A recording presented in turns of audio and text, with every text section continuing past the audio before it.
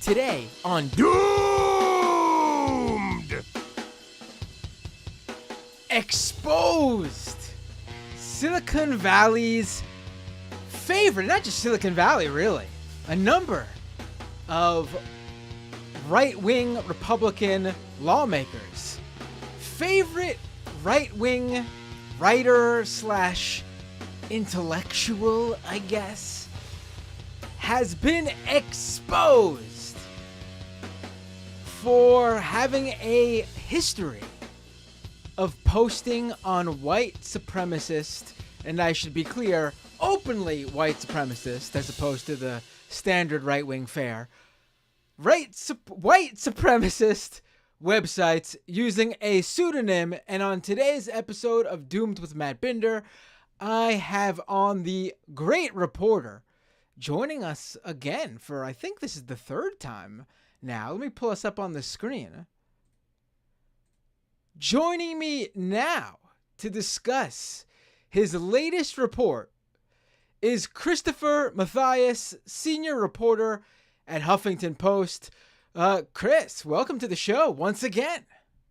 I know, it's so great to be back. Thanks for having me. It's great to have you on. Every time you got something new for us. The last time you were on this show was to talk about that secret like white supremacist homeschooling group or something like that. Oh God, right? yeah. Dude, that feels like a million years ago. Yeah. I know. That was the Nazi homeschoolers in Ohio. Yeah. The news cycle moves so fast. and now I have you on to discuss yet another report that you have for us exposing what appears to be a favorite right-wing writer slash intellectual, like I said up top, as a regular purveyor and content creator for white supremacist websites. Now, before we dive into everything in what you found and how you found it, which is very interesting in and of itself, let's first lay down for people exactly who this guy is. And this guy that we're talking about, his name is, and we spoke before, we went live here about, I told you how, like, when I've been discussing his name on, in streams prior to you joining me, I felt like you could just fall into a loop the way you say his name. His name is Richard Hanania. No, it's Hanania, right? I think it might be Hanania. Hanania. Okay. Hanania, soft A. Yeah. Like Narnia? Yeah. Hanania. Yeah, that's the pronunciation I've landed on, and I'm sticking to it for now. Yeah, I think I mean, it would be really funny if that's the problem he has with your reporting. This is true. I don't think he cares for me too much already. Let that be actually his problem with your reporting, because that would be pretty funny. So tell me a little bit about prior to your report, what we knew about Richard Hanania. Who is this guy? Sure. Yeah. So Richard Hanania is a kind of right-wing, far-right blogger, Substacker, who kind of started rising to prominence in like 2020, and has kind of emerged as like one of the go-to, anti-woke pundits who, I would probably compare him to, and he's buddies with, and has interviewed and, has appeared on podcasts with like Chris Rufo, who is, like the architect of the anti-critical race theory panic. And Hanani is very much in that milieu. But, starting in 2020, like during all the uprisings and during the pandemic, he kind of emerged as an anti-woke pundit. And he was, at this point, he had been winding his way through academia. So he had a bunch of degrees and was a very prolific writer and started to get picked up by a bunch of mainstream media outlets. So his, byline started to appear in the New York Times, the Washington Post. He ended up appearing on Tucker Carlson Tonight. Then he, developed his Substack, where I think he now has like 20,000 subscribers, um, a lot of them paying. And he was like landing like on his Substack and then like a subsequent podcast. He, for whatever reason, was starting to attract like big name guests. So, he was interviewing Steven Pinker, the like Harvard cognitive psychologist, whatever the hell he is, um, who, is, was mixed up. I mean, he's an interesting guy altogether. He's mixed up with Epstein, I believe, and, has dabbled in and been sympathetic to race science shit before. But, nevertheless is, a very big name. Richard Hanania was interviewing Mark Andreessen, who, and I might be fucking up his name as well, but he is like a big venture capitalist, like one of the biggest in Silicon Valley, and A like name billionaire. So, a name people who watch my streams will be very familiar with because he comes up quite okay, regularly on my other show, Scam Economy. Major backer amazing, of a lot. amazing, Yes. Major crypto shit, backer of a right? lot of cryptocurrency stuff. Yeah, A lot of Web3 and projects. Yes. yeah, exactly, yeah. So, and to be perfectly honest, like I'm not a tech reporter, and like that whole world is very foreign to me. So like this was my first introduction to Mark Andreessen, and we'll get into later about kind of Silicon Valley's investment in Richard Hanania. But at any rate, Richard Hanania just kept becoming a bigger and bigger voice.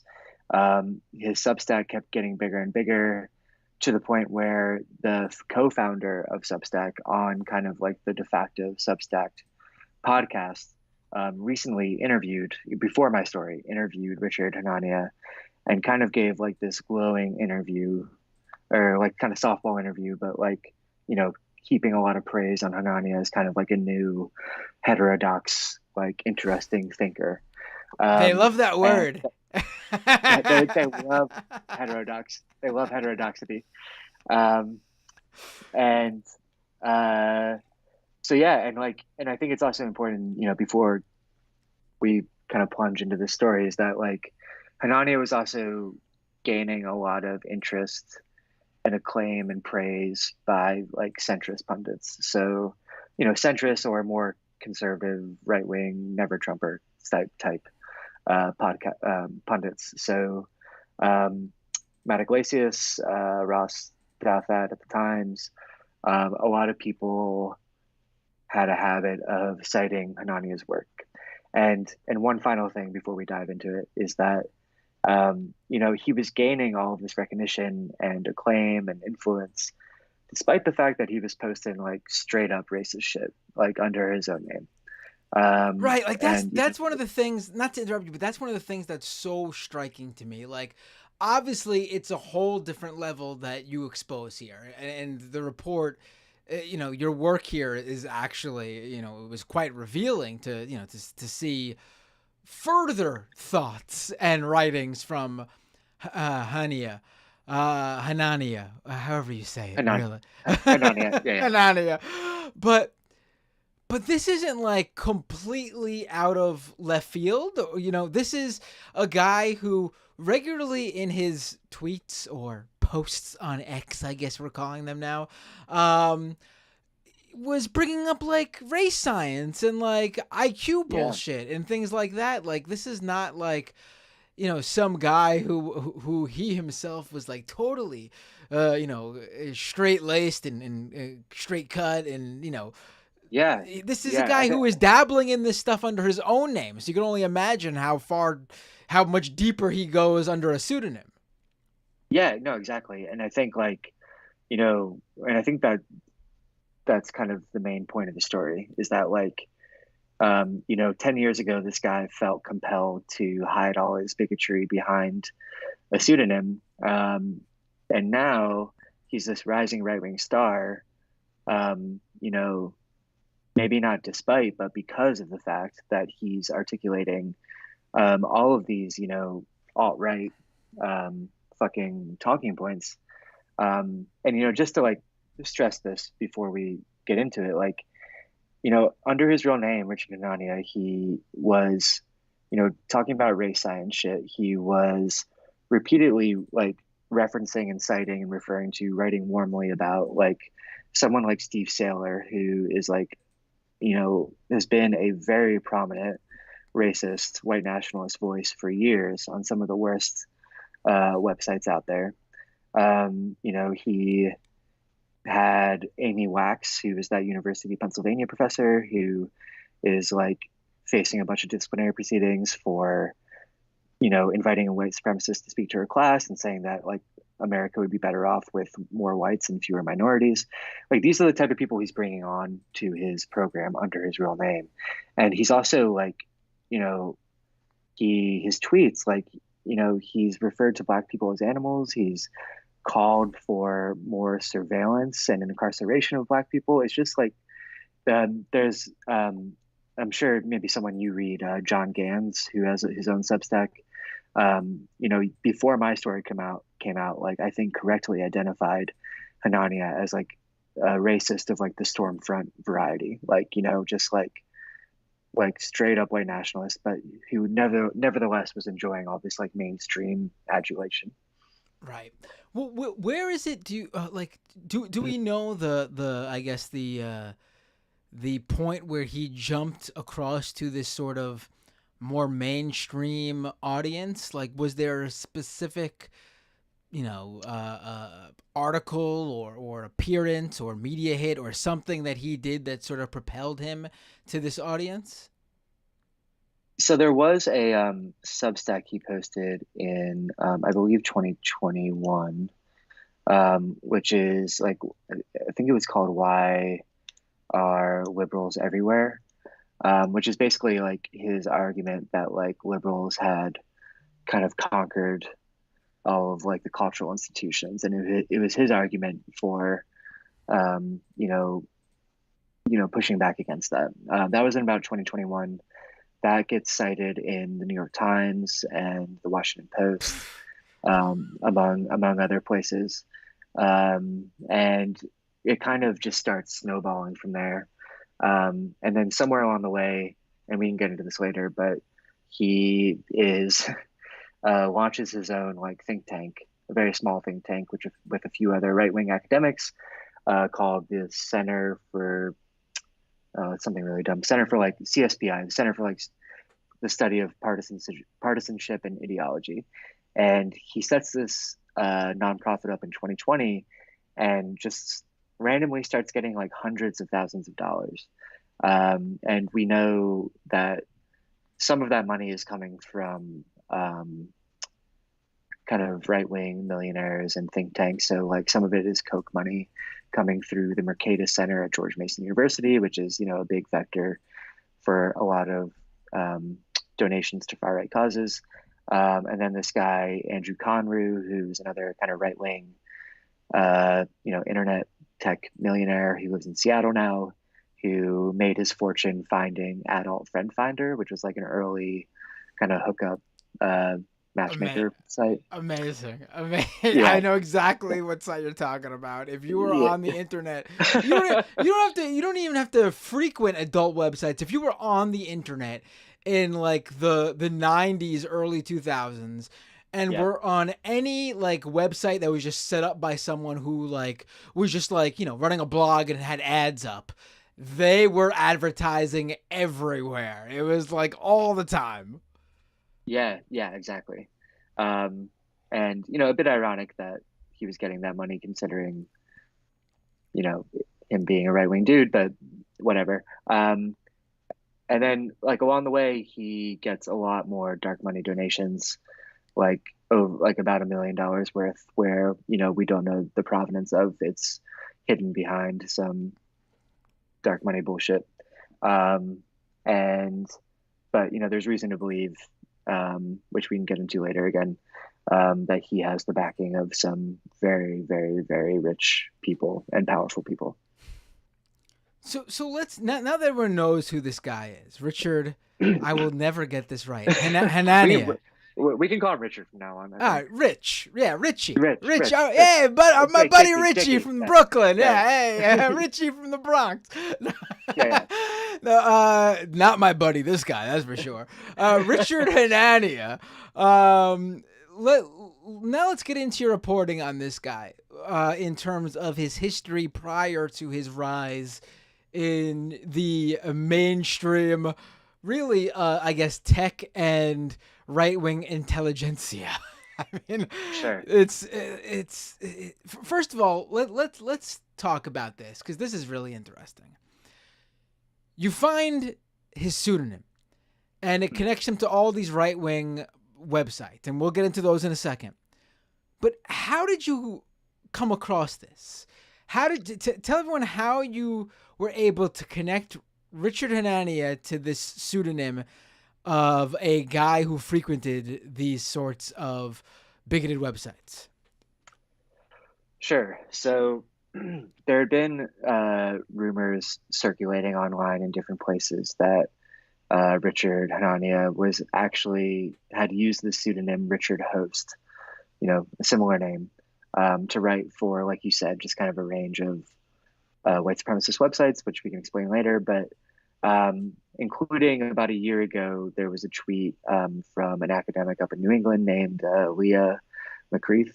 Leah, sorry if I'm mispronouncing your name, who basically, like, she had some source that had told her that Richard Hanania had been using this pseudonym. But no one was able to kind of verify that tip or prove it. And Leah couldn't really explain more than, explain anything beyond this tweet. So I started there and just kind of tried to reverse engineer things. And so typically I've done a lot of stories like this before, and one of the main things that you do when you're trying to connect someone to a pseudonym is to, the very unenviable task of reading all of their shit, and trying to pick out places where they slip up and reveal biographical details about themselves. So, Richard Host, his pseudonym, had written before about, struggling socially in high school, dropping out, getting his GAD, going to community college, eventually going to what he called a flagship state university, and then going to a prestigious university for grad school. And I was able, when I found that, we were able to match it to Richard Hanania's own life. And we found a copy of his resume and found that he, had gone to a state university, had gone to a prestigious place for grad school. We were able to find a old newspaper article about a graduation at a community college in Illinois that had his name in it because he was on the dean's list. And then there was another thing that Richard Host wrote under, the pseudonym, which is a kind of funny origin story slash kind of villain's origin story, which is that, like, he wrote about having worked at a McDonald's as a teenager and being really bad at it. And he said that, I'm just pulling it up now. He said, "I was the worst employee there. I actually felt sympathy for low IQ kids, knowing that this is what they must have felt like in school." And then he said that Blacks and Mexicans shook their heads at me. It was really traumatic. So he writes that in a 2009 blog. Again, he's obsessed with fucking IQ scores. And then 12 years later, in 2021, Hanania, and by the way, so I found this, detail that he had worked at a McDonald's as a teenager. So I went to Richard Hanania's Twitter account and I did like an advanced Twitter search for all the misspellings of McDonald's, and eventually found this 2021 tweet where he talked about being a terrible employee at a McDonald's as a teenager. So, a lot of connecting little details like that. That's typically not enough to confirm an ID. And, I want to stress that when you're doing a story like this, where, you are exposing someone and saying that they wrote the worst shit possible under a pseudonym. That's a very high stakes story because if you fuck that up, you're going to get sued, to oblivion, and your career might be over. So I had to do a lot more legwork, um, with, and also sources who were helping me out with this, did a lot more legwork, and basically they found, um, basically all the alt-right websites in the early 2010s used Discus, which was like an online comment hosting service. Right. And in 2000, right, yeah. So in 2012, Discus suffered a terrible data breach. Hackers stole about the information of about 17.5 million users. And among those users was Richard Host, anonymous pseudonym. And so we were able to look at the information in that breach and connect a bunch of Hanania's email addresses that we verified to these usernames on Discus that were commenting on white supremacist websites and which shared the same unique password as Richard Host. And then finally, kind of the nail in the coffin was Richard Host had a separate blog that he ran by himself um, called HBD Books. HBD is an acronym for Human Biodiversity, which is kind of the preferred euphemism for race science among white supremacists. And when he registered this website in like 2010, he registered it to an address in Oaklawn, Illinois, which is the same, not that big suburb of Chicago, south of Chicago, where we knew that Richard Hanania was from. So yeah, that's basically how we figured it out.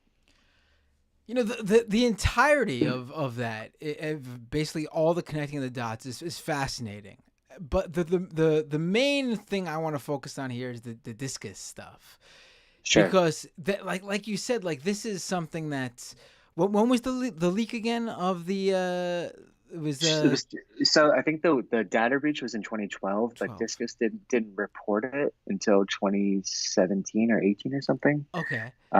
Yeah, But either way, I just want to like sort of like focus on how this stuff has been out there. Like yeah, imagine, all you need to do is know where to look and who or what you're looking for, and be able to connect the dots. So for any like young journalist in school or something looking, it's all like it's out there. You just yeah, got to know what to look for. And in your case, obviously, like you mentioned, there's a lot more things you have to do to, just make sure everything is solid. But I mean, that's just stunning that like one of the major outs for him was that, I mean, Discus is still a big commenting platform on a I number know. of, yeah. Yeah, it's wild, and you know, I did, I know I reached out to Richard Hanania multiple times for the story and never responded. But I am curious, like, I during this whole process, I was just wondering, like, did he know this was coming? Like, did he think this was inevitable, or did he think he was going to get away with this? And I have a feeling that the discus stuff was probably a surprise to him that Right. came out as well. Yeah, I mean, I doubt he even knew about the leak of their stuff, and if he was aware, I doubt he even thought that they would. I mean, because like you said, the content was from like 2012 or something, right, or prior to that. So that, when you really think about it, this guy's been at it for, what for a is while, it, dude. 2023? This is over a decade ago. Yeah. Do you have a maybe a not I think I'm not asking for an exact date, but like the year in which this data went back to? Was it like years before 2012 even? So yeah, it went back before 2012, but the main part of the data that was helpful was basically just looking at the Richard Host username on Discus and just looking at its information. Um, looking at the password it used, which is a very specific password, and then seeing if there are other accounts using that password. And there were. And those were the accounts that were using emails that we knew belonged to Richard Hanania. So that was kind of all we needed, to be honest, was just those passwords and email addresses to kind of make those connections. Right. Right. So now let's get into what sites he was writing for. I mean, because this doesn't, this isn't. I think when people think like white supremacist websites, they don't really know how deep it goes. Like maybe they've heard of the Daily Stormer because it like Right. that's probably the most infamous of like the legit like white supremacist, like the out and out white supremacist sites. But like I feel like maybe mainstream America they think of this and they might think like, oh, is he talking about I don't know Breitbart or something? No, Yeah. no, no, Yeah. no, no. Yeah, go Nah. ahead. Yeah. Yeah. So it's like it's hard to stress like how bad the places he was writing for are. He was writing for anti-Semitic outlets like the Occidental Observer, which is like as just so anti-Semitic. It like it publishes articles that argues that like Jews are trying to exterminate white Americans. He wrote for Countercurrents, which is very explicitly white nationalist, like openly advocates for the creation of a whites-only ethno-state in America. Um, he wrote for Talkies Magazine, which is kind of the far-right paleo-conservative site that used to be helmed at one point by Gavin McInnes, the founder of the Proud Boys, was later founded by or helmed by Richard Spencer, the infamous white supremacist, who I'll talk more about in a second, and VDare, which is another racist anti-immigrant blog. And but I think it's like the most interesting part is that like he was not just some random blogger. He was in 2010 he was tapped to be one of the writers for the launch of alternativeright.com, which was kind of the the main propaganda organ of like the nation alt-right. So alternativeright.com is launched by Richard Spencer, who I'm sure your listeners are familiar Very, with, but yeah. yeah. So, guy that got punched on Trump's inauguration, he organized a deadly rally in Charlottesville. But, just an all and out, like, you know, kind of the de facto white supremacist figurehead of the Trump era. So Spencer taps Richard Hanania, to be one of the main writers for alternativeright.com, and even gives Richard Host, the honor of writing one of the introductory essays for the launch of alternativeright.com, where he, makes one of the earliest arguments for why an alternative right is necessary. Basically his argument for why an explicitly white nationalist movement needs to take over the GOP. And so he's writing for all of these places. And, I guess I'll get into a little bit about like the type of shit he's writing, which is just kind of the worst type of shit ever. I don't think we've talked about this yet, but like, dude was like straight up calling for, I mean, he had a singular fascination with IQ scores and race science and eugenics. So he was calling for the forced sterilization of low IQ people, who he argued were most often Black. He advocated a government program of forced sterilization of people with IQs below 90, again, who he argued were most often Black. He said that Hispanics did not have the requisite IQ to be members of a, whatever, first world country. And that was in building an argument for a program of ethnic cleansing, where he said that we should get rid of all Hispanic Latino immigrants that came into the country after 1965, after the Civil Rights Act. He said that Muslims didn't have the a high enough IQ to for assimilation to be possible. He said that women's liberation equaled the end of human civilization. He often railed against fat people. And I think I mean, I could go on. I think like one of the worst things he wrote was he wrote kind of this essay, which basically was a recapitulation of an essay by William Pierce. And William Pierce was, and he's like writing this essay on alternativeright.com about William Pierce, uh, about this speech that William Pierce gave called The Lesson of Haiti. And The Lesson of Haiti was an article or a speech Pierce gave in 1997, which was basically an argument that Black people can't govern themselves. And it basically talks about this British explorer going across Haiti in the early 20th century, kind of on a quest to see if Black people can rule themselves. And this British explorer comes to the conclusion that no, Black people can't. And William Pierce, agrees with this British explorer. Richard Hanania agrees with William Pierce. The thing about Pierce is that he's one of the most evil white supremacist dudes in American history. He was the founder of the National Alliance, which is a violent, explicitly neo-Nazi group. And Pierce authored the novel The Turner Diaries, which is a straight-up race war fantasy. That imagines a day of the rope where, non-whites and journalists and, race traitors are hanged en masse. And it's a book that inspired multiple white supremacist terrorists, including Timothy McVeigh. And this is the type of person that Richard Hanania was citing approvingly in 2010. Now he's writing for the New York Times.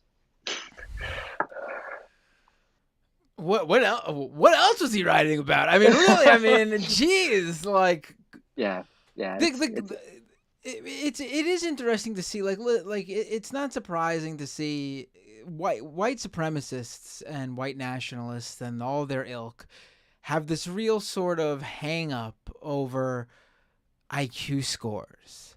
Yeah, man, it's so creepy. Yeah, it's so bizarre, and I feel like this is something that hasn't left his, we're not just talking about Richard Host here. Like, maybe he was more explicit then. But the dude, as Richard Hanania, is still writing about IQ scores and race science and similar shit. Like, it's the real stunning thing to me is like, all right, your report comes out unmasking this guy more plainly for who he is.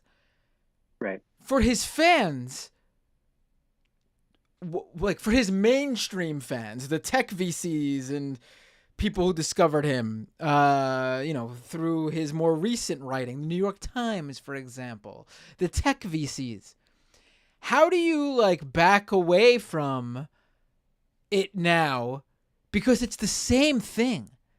You know what I mean? That's the thing. The difference is he wrote, maybe he's a little bit more careful with the language he's using in some of these more respectable outlets. But it's not he's coming out with something racist. No, even how he's writing it now is still racist. It's just not as openly in your face. Has anyone come out who's promoted this guy and provided this guy with a platform? Has anyone come out and said anything since your report? Not really. And I think that's actually probably arguably the more alarming part about the story, which is that, I think my story does a pretty good job laying out that Richard Host is still making a ton of racist statements and that he's still linking to and promoting white supremacists and Holocaust deniers and other racists. He recently tweeted a message mourning the passing of the foremost race scientist. This was a month ago. But so, I think someone commented when I published this story that they've never seen more quote, didn't respond to comment.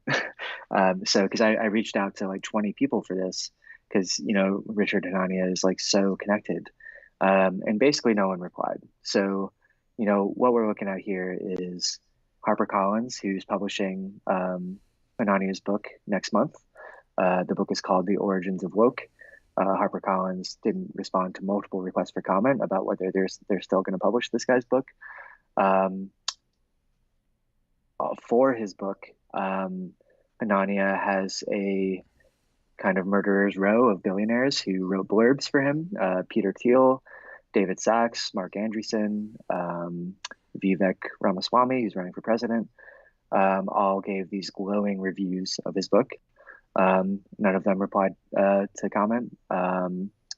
The CEO of Substack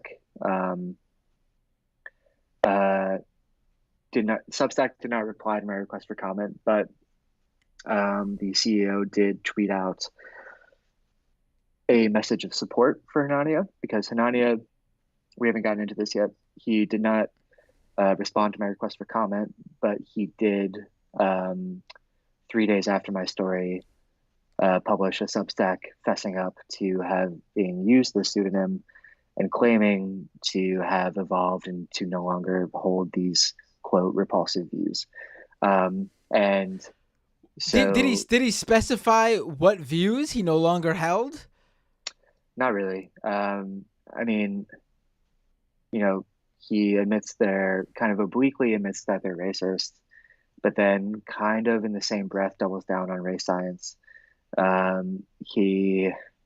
It's honestly, it's kind of a tough piece to dissect. I would recommend that people, another reporter who's done really great work on Richard Hanania is Jonathan Katz, who has a Substack called The Racket, who's been on Hanania's tail for a while. He has a really good breakdown of Hanania's kind of mea culpa, and kind of breaking down how it may or may not actually be a mea culpa or an apology, but was just kind of a way of ensuring that he had the appearance of contrition or was making some kind of contrition so that he can stay in the good graces of kind of mainstream polite society. So after he publishes this Substack, the CEO of Substack tweets out his support of Hanania, basically taking him at his word that he's no longer a racist, and expressing his support for him. The other places are, so Hanania is a visiting scholar at the University of Texas at Austin.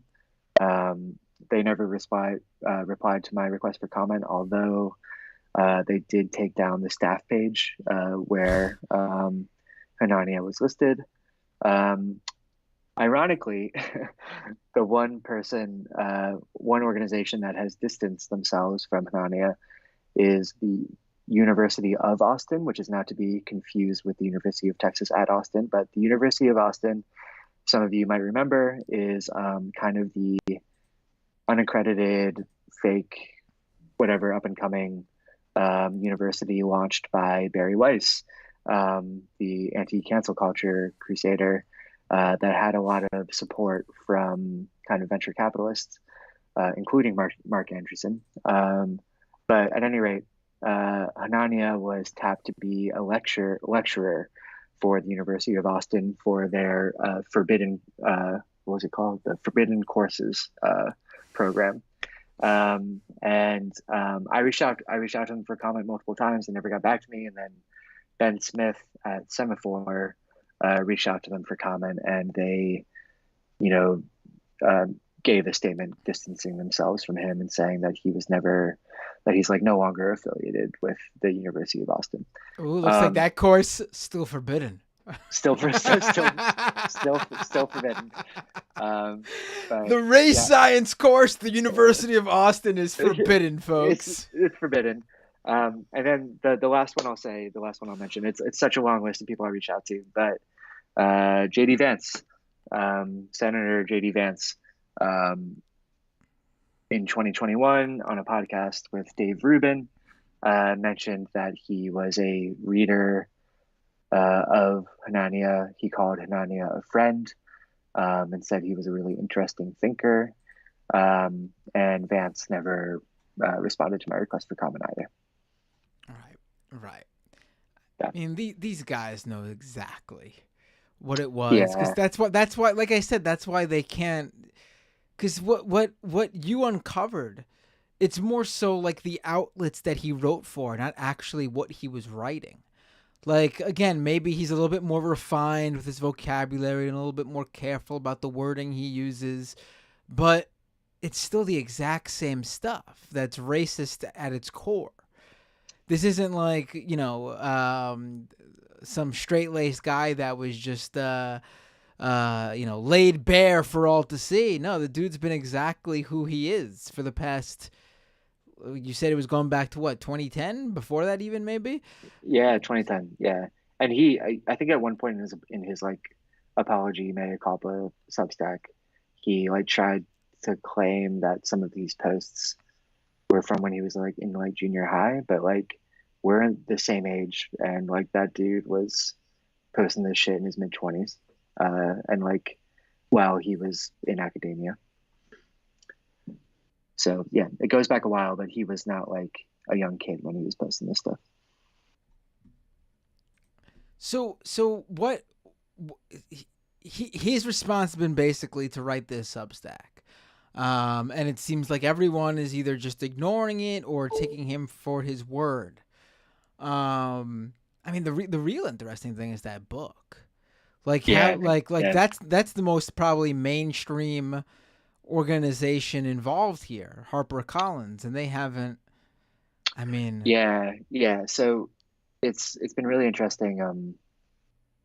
So very quickly, like since the story published, um, uh, Hanania has not been trying to hide shit at all, and he's like, literally, the story publishes saying he had this white supremacist past, and he's had multiple friendly interactions, quote tweeting people on Twitter coming to support him who are also have connections to white supremacists. So he, Darren Beatty, who was a Trump speechwriter who was pushed out of the White House after it was revealed that he had spoken at a white supremacist event. After my story comes out, he tweets that he is pre-ordering Hanania's book and he can't wait to read it. And then Hanania quote tweets that being like, "Thanks, dude." And then he also, another guy, Scott Greer, who that's another guy who's another guy who was a Daily Caller writer who was revealed also used pseudonyms to write for white supremacist sites. He comes out in support of Hanania, and Hanania goes and says he's pre-ordering his book, and Hanania goes, "My man, like my dude, thank you." He promotes the work. Hanania promoted the work of Steve Saylor, who's another racist. So he's not hiding this shit.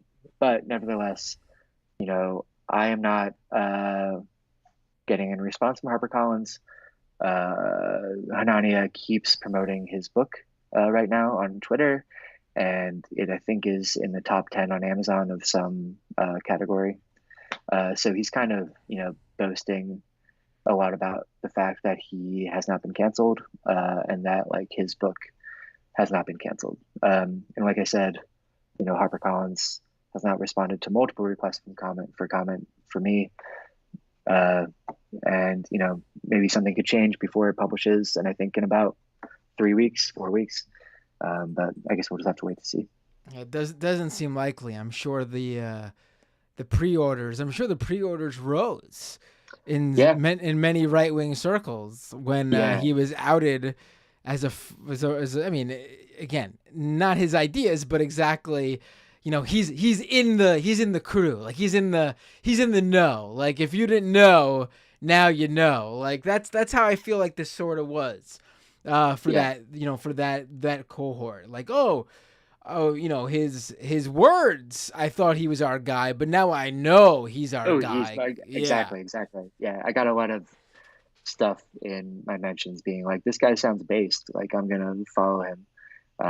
So that is uh, maybe a liability with a story like this is that you end up giving like platforming them a little more than you might like. But I think the point of the story was, proving how connected this guy was to a lot of very powerful people. Yeah, I mean those guys will find their way to Yeah, him, their ilk, no matter what. I don't think that really is a a worry for a report like this. What for sure, matters is for that sure. Yeah, when normal people, the average person who outnumbers these people by very many, these white supremacists by very many, when they yeah. Google this guy's name to find out more, and this sort of reporting comes up, I do have enough belief in humanity that the Faith. Yeah, majority of people look at this and go ugh and don't yeah, go like yeah. Yeah. Exactly. I think I have that faith in humanity as well. right now. But that just reminded me, actually, before we go here, that Elon Musk, Yeah. he now I think in your reporting you cover him. You could tell us about that in a second, but I noticed a couple, maybe a day or two, maybe to give Musk credit here, maybe 3 days after your report published, Musk decided that this would be a good time to follow Richard Hanania on X. And I mean, listen, do I know that Musk saw this report? It's possible he didn't. He's a busy guy. He runs like 25 different companies. Some of them have to do with putting a chip in your brain. So got high stakes here, and self-driving cars on the road, public safety issues, but a lot of important work here. So is it possible he didn't see your reporting? Of course, sure. Sure. Uh, to me, though, very suspicious. A little bit too coincidental that just mere days after your report drops, Elon Musk decides he's going to follow Richard Hanania on X. Yeah. I almost forgot about that. I think I blacked it out. Thank you for reminding me. Um, I couldn't believe it. Because I'd been searching Hanania's name on Twitter just to kind of follow the discourse, and um, saw that like there's one of those accounts that like follows who Elon follows, and it found 3 days after my report that he had followed Hanania. I find it hard to believe that Musk wouldn't have been aware of this report. That's why everyone was talking about Hanania at the time.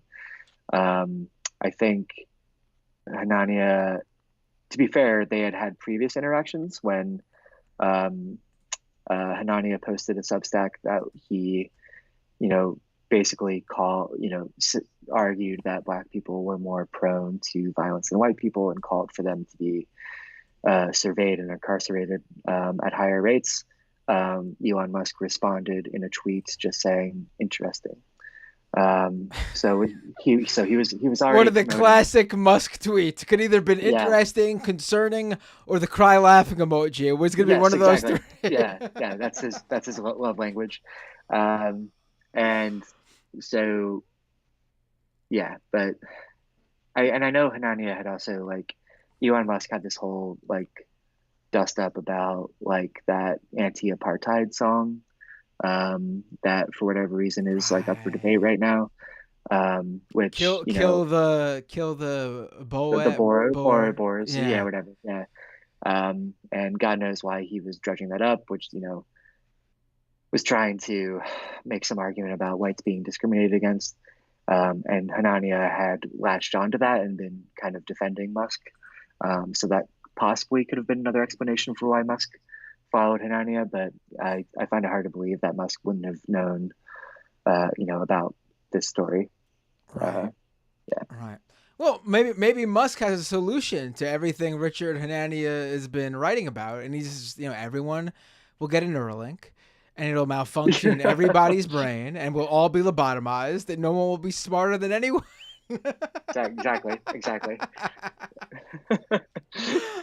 Oh, just unbelievable. I mean, everything that we've seen over these past couple of years, for me specifically, the tech VC stuff is particularly, to steal a word from Musk, concerning. Yes. Yes. That these guys who have an enormous amount of sway over many companies that have infiltrated every part of our life, have been moving further and further to the right. You know, they always were economically, obviously, as through and through capitalists. But to see them, um, you know, a lot of them basically, like we see here with Richard Hernania, meddling in race science. It's concerning. I don't know what else to say. That's the perfect word for it. Musk is onto Yeah. something with that word. Yes. It is quite concerning. And I think like, and like I said, I'm a little new to the tech world space. But this isn't the first time, and I think like there's a real current of anti-democratic, straight up fascist uh, thought and belief among some of the most powerful people in Silicon Valley. I would definitely put Hanania in the same milieu as someone like Curtis Yarvin, like the who used to go by the pseudonym Mencius Moldbug, who is very explicit about not believing in democracy and wanting to set up kind of like a tech CEO as like a monarch. And that's someone Peter Thiel admires, someone JD Vance admires. So definitely part of this world. And it's like, I think this Hanania story is just kind of more proof of kind of this anti-democratic, you might call it fascist current in Silicon Valley at the moment. Right. I mean, what's really amazing is it seems like their drift this way into this sort of stuff really, I don't want to say started because I don't know, but it really propelled itself like during the COVID pandemic years and Mhm. post the beginning of the pandemic, when really things have never been better for them. Yeah. Like it's not like everything went to shit and they turned to this stuff, like how a lot of people turn to all sorts of things to find some sort of scapegoat or outlet for their anger when bad things happen to them. Like we usually hear for like, middle class and working class white people taking out their rage on minority groups and stuff, and how white supremacists, utilize that to bring, bring people into their fold. For the tech VCs, for the tech industry, they were the ones who basically had free reign while the mom and pop stores had to close. These guys had all the workarounds, all the ability to, oh no, Amazon didn't shut down, all the big, software services were able to still, business was booming for them. Yet these guys became radicalized during this period. It's amazing Yeah. how that worked out. Yeah. It's baffling. And I think, I'd occur, it was very cool. One of the cool parts of this was, to see, this story get picked up by smart people who wrote about it.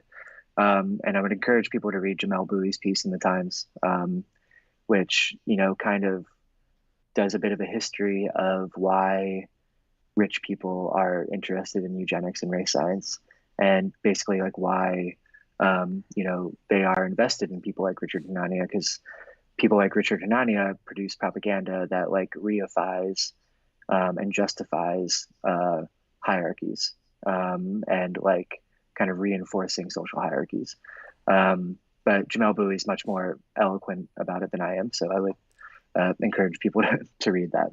Oh yeah, everyone should check out that piece. But I mean, he couldn't have written that piece without your reporting. That's So right.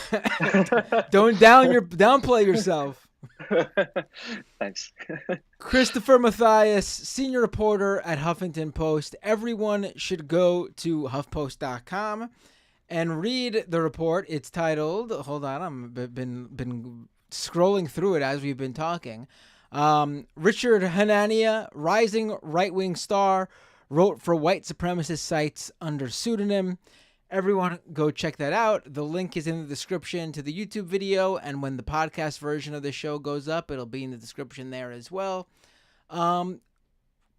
Chris, let everyone know where they can find you online, and if you want to let us know what's coming down the lane from you too, feel free to share. Anything else any other links you want to drop too? The floor is yours. Thanks. Yeah. So you can find me on HuffPost, but I am about to go on book leave. So I am writing a book which will tell a lot of stories like this one called To Catch a Fascist, and it'll be out next year. And it's basically a book that will be about Antifa in America and anti-fascist researchers and the work they do to kind of uncover, expose, unmask white supremacists and other fascists. So I am about to become a hermit for like 4 months and work on that. But otherwise, you can follow me on Twitter at Let's Go Mathias. Oh, I'm excited. You're gonna. Thanks, dude. Obviously be back. I mean, before you said that, it'd be obvious you were coming back on this show to talk about your next report. But now you'll be on soon to talk a book. Yeah. I mean, the title. I was about to say when I heard the title, it sounds like you planned that out real well for a TV show to follow as well. Yes, I mean, hopefully, yeah. White supremacists will walk into a room and you'll show up and go, "Why don't you take a seat over there?" Oh man. That'd be a show. Christopher, thank you so much for joining me. Oh, where can people find you online? It's Let's Go Mathias, right? I'm not sure if you said it. Yeah, Let's Go Mathias. Yeah, that's perfect. Thanks for joining me. Looking forward to talking to you again real soon about your book. Hang in there. I know it's going to be a hardcore 4 months. It will be. I might look like a different person afterwards, but we'll see. We will see because she'll be on this show. Have a great night and talk to you soon. Yeah, thanks so much for having me again, Matt. Take care. All right, folks.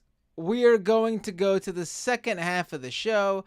People are already calling into the phone lines. Wow. Can't even give me a second. I got things to talk about in the second half of the show. Gonna give you all an update of me coming back from my family vacation, attending my cousin's wedding in Mexico, and the unbelievable resulting, I don't even know, condition I'm dealing with here. You have no idea what I'm seeing visually right now as I'm talking to you all. It is, I can't believe it's been going on for this long.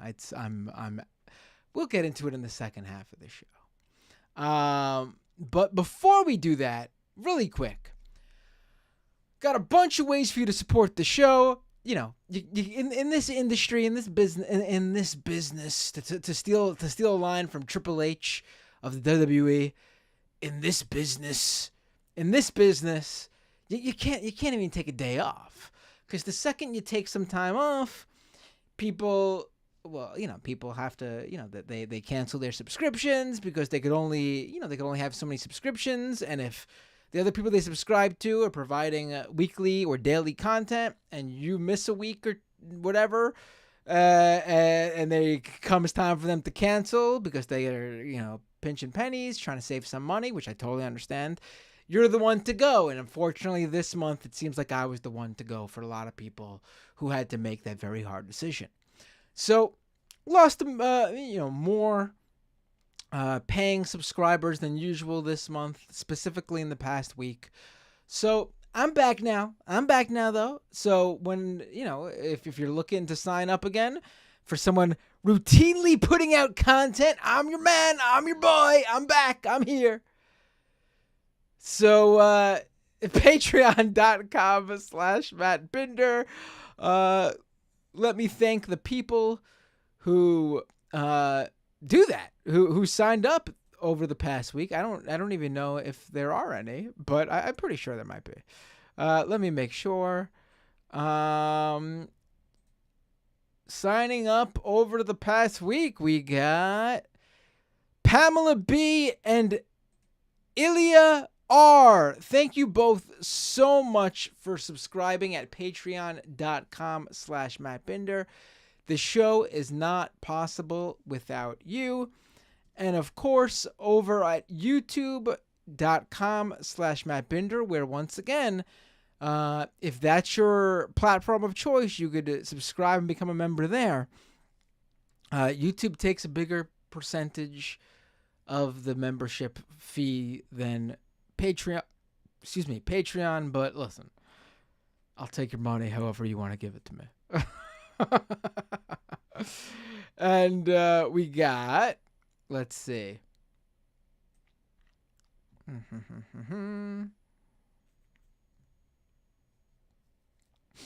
Let me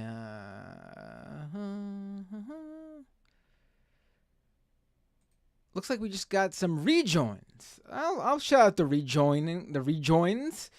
I should do the same for Patreon, but Patreon doesn't give it to me as rejoins. I'll just shout out some. Your mom, Trent, J Kish, Hubby Yokum, FG. Thank you all for re-upping your YouTube memberships at youtube.com/MattBinder. And I'm gonna shout out some randos on Patreon too, who re-up their membership. In fact, I'm going to go all the way back and shout out some of the OGs. The oldest subscription, though, geez, this person's been subscribed to the Patreon page uninterrupted. As far as I can tell, looks like it's uninterrupted.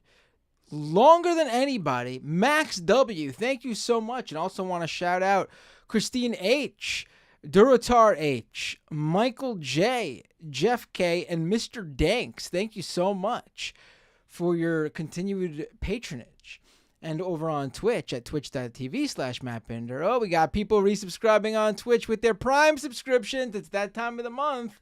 We lost like almost 40 subscriptions on Twitch, but I think it's all the Prime subscriptions just happen to expire when I wasn't live last week, so people just forgot to re-up it.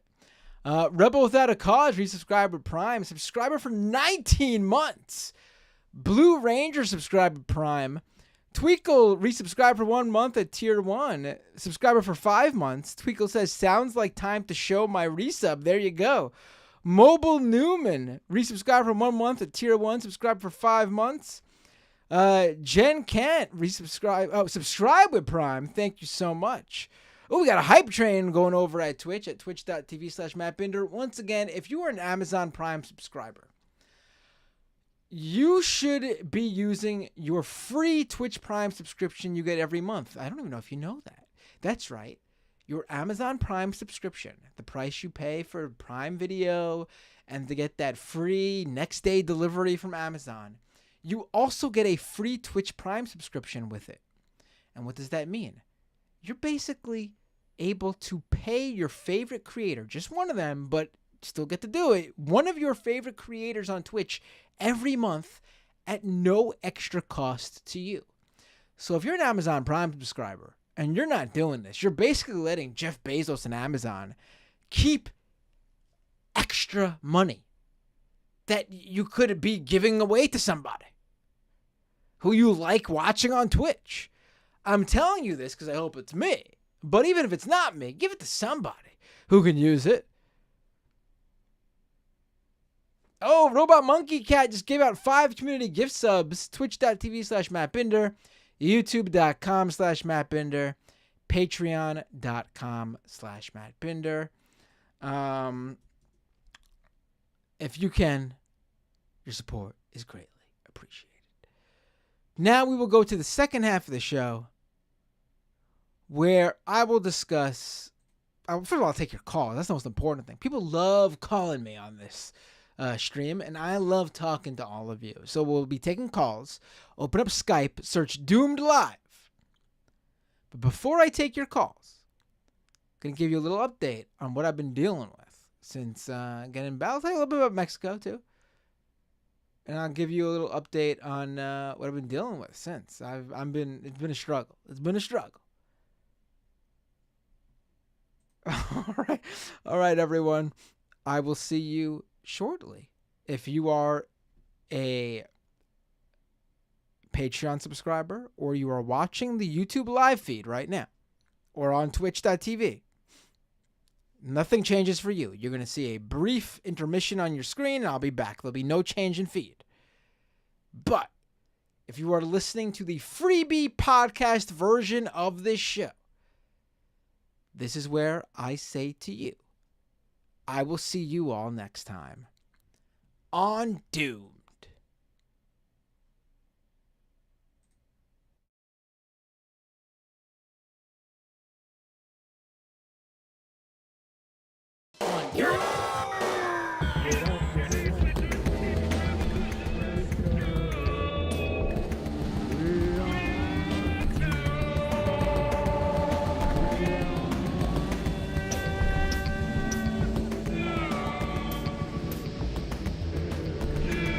Ecological collapse, corporate fascism, corporate journalism,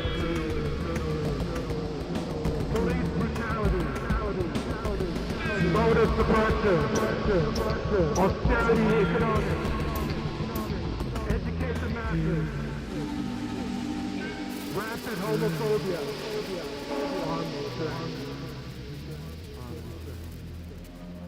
We got our first caller. Hey, what's your name? Where you calling from? What's up, Matt? Hey, You from Jamaica? Dave from Jamaica. How are you doing, my friend? What are we going to talk about today? I don't think you are exactly what you claim you are. I would say you're a conservative. What makes you a liberal? I'm pro-Green New Deal. Are you? Yes, really? Absolutely. Really. No, I have watched the show. I've seen you. All right, we are back. Let me pull myself up on the feed here. We are back. Oh, whoops. Just gonna go full screen me for a second. I see you all calling in. I will take your calls very shortly. Hold up. Had to refill my soda cup. See? People in the regulars in the live chat know. And by the way, I read super chats, the whole 9 yards. You all know if you're a regular on watcher of the show. Read your super chats. I'll continue to read your Twitch chats here. Oh, Valinova gave out 5 community gift subs. Thank you so much, Valinova. Ooh, I'm about to beat my last record over on Twitch. 65% of the way. I'm guessing that's the record for, we're at Hype Train level 3. So if you have that Amazon Prime sub ready to go, via, the Twitch Prime sub, let's break that record over on Twitch. Patreon and YouTube may be way down, but maybe I'll make up for it via Twitch, which takes the biggest fee, which is why obviously if you prefer to give on Twitch, feel free. But I push for the Amazon Prime, Twitch Prime subscriptions on Twitch and the other stuff elsewhere. But let's get to me. Let's get to me, right? You all want to know what's going on. Or do you? No one said a thing. What am I talking about? I told you I was going to tell you. Folks, you have no idea what I'm going through, but you're about to know. So 2 weeks ago, I informed you all on August 7th. That was the last time I did a stream here. See, it wasn't that long ago. No, it wasn't August 7th, was it? It was July 31st. I wasn't here August 7th. So, okay, it was 2 weeks ago. July 31st was the last time I did a stream on this show. I told you all I was going away to Mexico for my cousin's wedding. This cousin's a close cousin, not like third cousin 20 times removed. This is my mom's sister's kid, and because my mom is a twin, they're very close, which means growing up, I was very close to my cousin. So this is a very close cousin. Like I said in my speech during the wedding reception, that, she's like a sister, one of the Binders. And,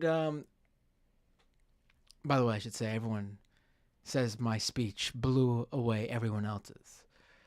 And you better believe that my speech was heavily Pee Wee Herman influenced, being that there were many Pee Wee Herman name drops, being that it was just days after his sudden passing. Sudden to us, at least. I'm still, honestly, trying to get over it. It's hit me really hard. Really. Oh, man. Pee Wee. Oh, I miss you, buddy. Anyway. So, go to Mexico.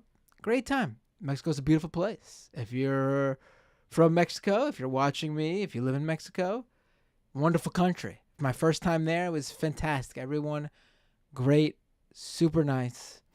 I haven't been to many places outside the U.S. I'm not much of a traveler. Funds are a major reason why, but also because I'm very lazy and I like my routine. But anyway, it was hot as F. That's right. I saw your chat YouTube paying subscriber Lanzetta, paying youtube.com/MattBinder member Lanzetta. It was super hot. And they did the beach wedding thing. Oh my God.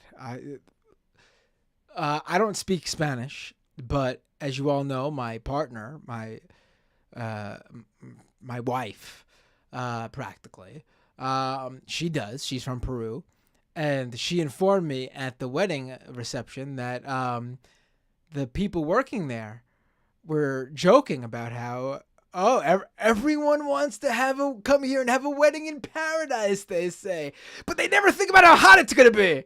And they were mocking how we were all like dying on the beach. It was, I don't know what my cousin was planning having it at, I already told her that. It was already a running gag there. It was very hot. It was a lot of fun though. Once the sun went down, or started to go down at least, it was even more fun. But it was a good time. My kids had a great time. My kids were part of the thing too.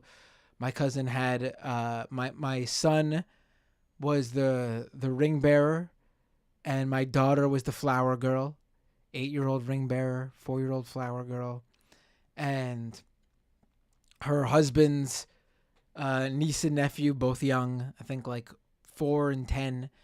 They were in the procession as well. It was very, very nice event. And we had a great time. Food was fantastic. We even went out of the wedding party one day. I snuck off, took my kids and my dad and one of my brothers, and we went further into the city where one of the big wrestling promotions in Mexico is called AAA. And because basically all of the wrestling is not in the wedding was in Cancun. That's like the big tourist spot in Mexico. There's no wrestling. There's no real lucha libre in Cancun until this year, when AAA opened up a lucha libre show in Cancun. Now, it's not like a real like lucha libre in terms of like, it's not like a running weekly show where it's like a show where like they show off the different aspects of lucha libre, and there are luchadors, wrestlers, but they're just for this specific show. Like, these aren't guys who wrestle for AAA, or you can see them. I mean, maybe they will, because they would seem to be real trained wrestlers, but they're basically, providing a show for tourists. And it was a great time. It was wonderful. I really enjoyed it. I have a funny post I've been wanting to put online. All the reviews for this place that just opened up this year is amazing, because the arena is beautiful. The nicest wrestling ring I've ever seen. It was a great show. 2 bad reviews though, and it was from 2 U.S.-based conservatives, because they openly identify as that in their review, who get mad because lucha libre has a history dating back to the 40s of wrestlers called exoticos, where they're basically wrestlers who wrestle in drag. They're males who present very feminine in their lucha libre costumes. And as part of the show, they show you the faces. I forgot what the faces are called. The heels, rudos. And they show the exoticos and all the different aspects of lucha libre. And of course, the U.S. conservatives got mad about the drag queen stuff. Oh, and for people who think this is normal for me, this is, I think, the first wedding I've been to as an adult. I don't get invited to weddings. People know I'm not going to go. This was like a rare event where it was someone very close to me. And because of them being family, there was also slight guilting me into going. And also paying for portions of the trip as well in order to convince me to go.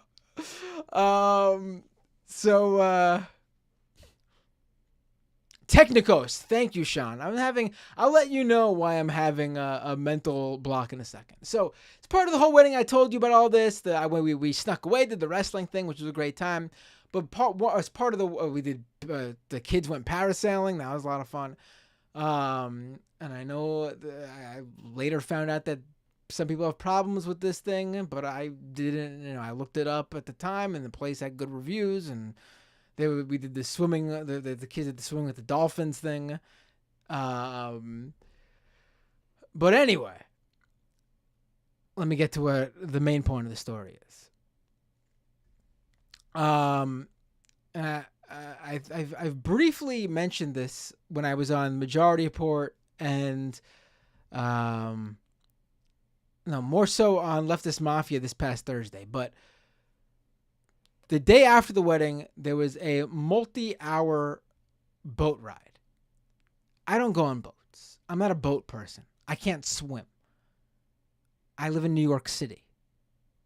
My parents never paid for a pool club membership. I guess we could have gone to the Y, but that still requires a membership to use those facilities.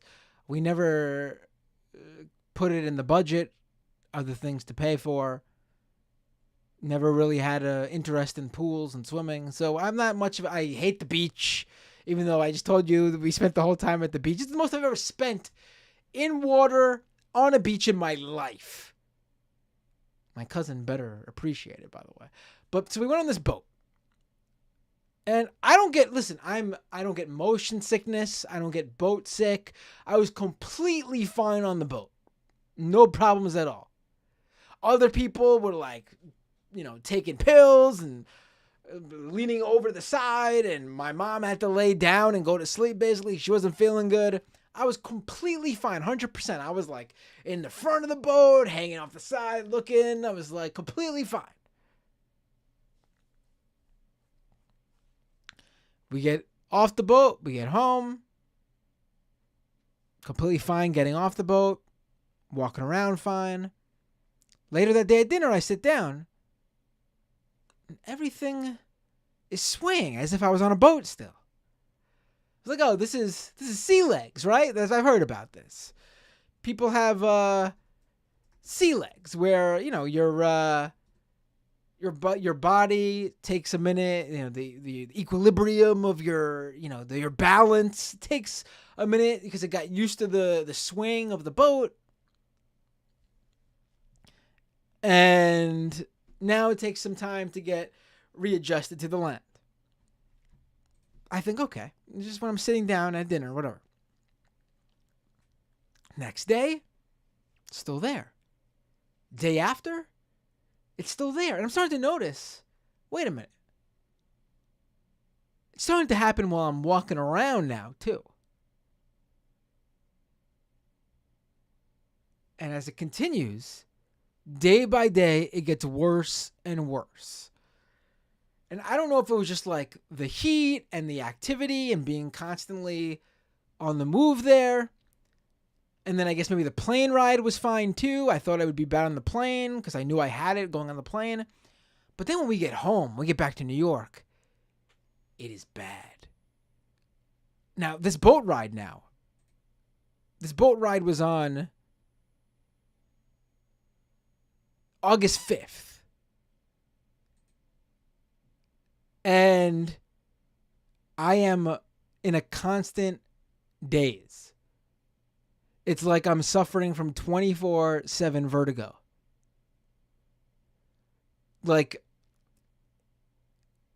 People, I've tried to explain it to people, and it's not like the room is constantly, it's not like visually everything's spinning. Like, I can see straight I see the camera in front of me, but my brain feels like it's spinning. And I'm having a really hard time sort of at times concentrating.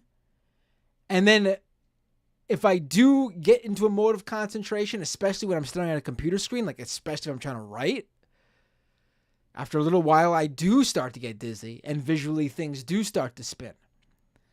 In fact, my weekend, it was so tiring that I just fell asleep for hours over the weekend. I must have had 12 hours of sleep each day on the weekend. That's not something that happens to me often. You guys know my sleep schedule because I'm here streaming all the time till like the wee hours of the morning. I'm used to 4 to 6, 7 maybe hours of sleep if I'm lucky a night. I looked it up. The syndrome has a name. It's called mal de débarquement. I did speak to a doctor. They said if it's still around in another week, come in. It's going to be 2 weeks now Saturday. This upcoming Saturday, though, where I am in a constant state of vertigo and feeling like my brain is moving around like this. And then my vision gets it's bad. It's really annoying. Like, it's not painful. Although sometimes it results in a slight headache. But it's not like I'm going to live. But this is not a comfortable state to be in.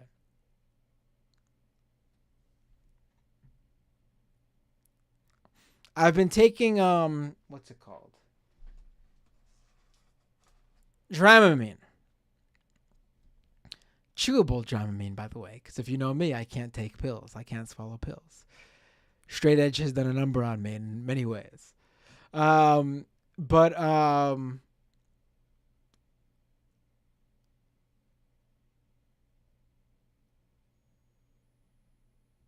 It's the Dramamine. I don't even know if it's helping. The doctors have to take 3 pills a day, even though the box says no more than 2 a day.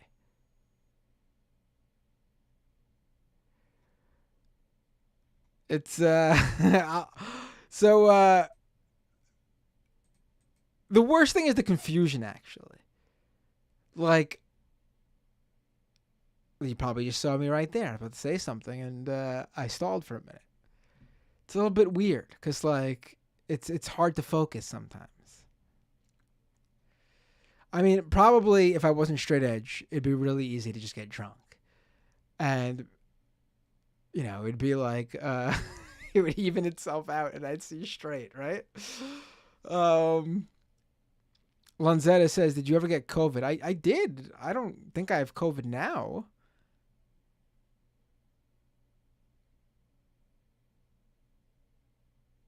Dramamine, I believe, is motion sickness medicine. Yeah, that's what the box says.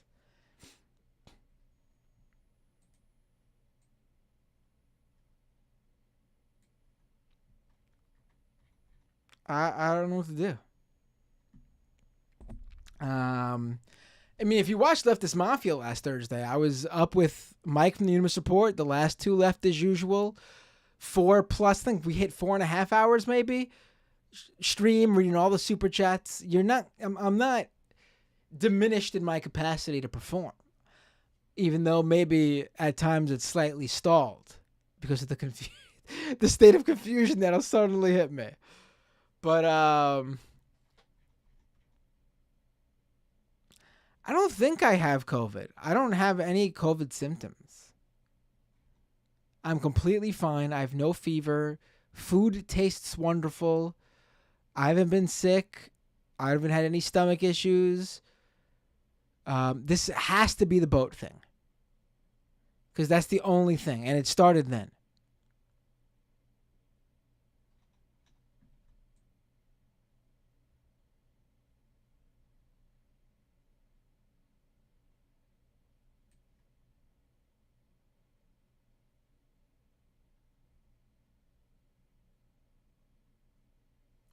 C. Digimin Air says, my friend has equilibrium issues occasionally. It has something to do with his ears, I think he said.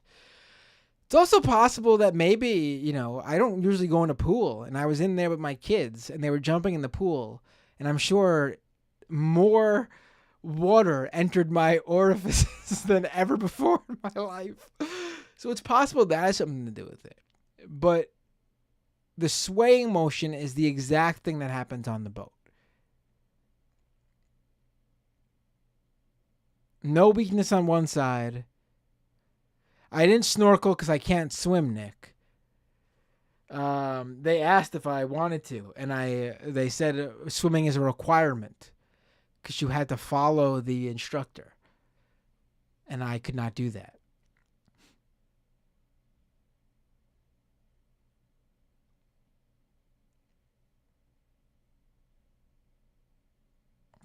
I mean, I guess we'll find out in a couple of days when I go in, because this has not been going. There will be moments where all of a sudden everything will line up and I feel like how I felt before the boat ride very briefly.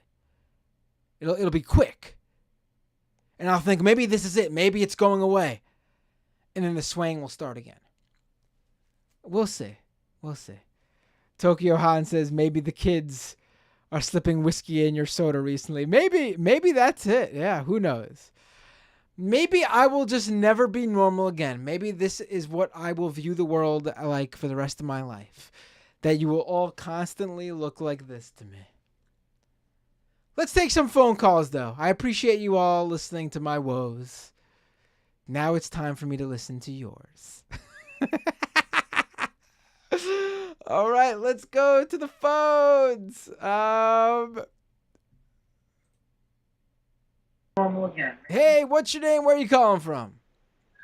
Hello, Matt Binder, my favorite technological person. Is this Donald Trump? It's your favorite president, better than Lincoln, better than Washington. It's right, it's your favorite president. How are you, Mr. Binder? I'm doing good. I mean, you know what? I think I'd put you above Washington at the very least. Probably not Lincoln, but you do entertain me more than Washington ever did. I'll give you that. Many people are saying that. Many people are telling me that. It's happening. It's happening at a very fast rate, and it's going to happen very, very quickly. We're going to rebuild America. How are you doing, Matt?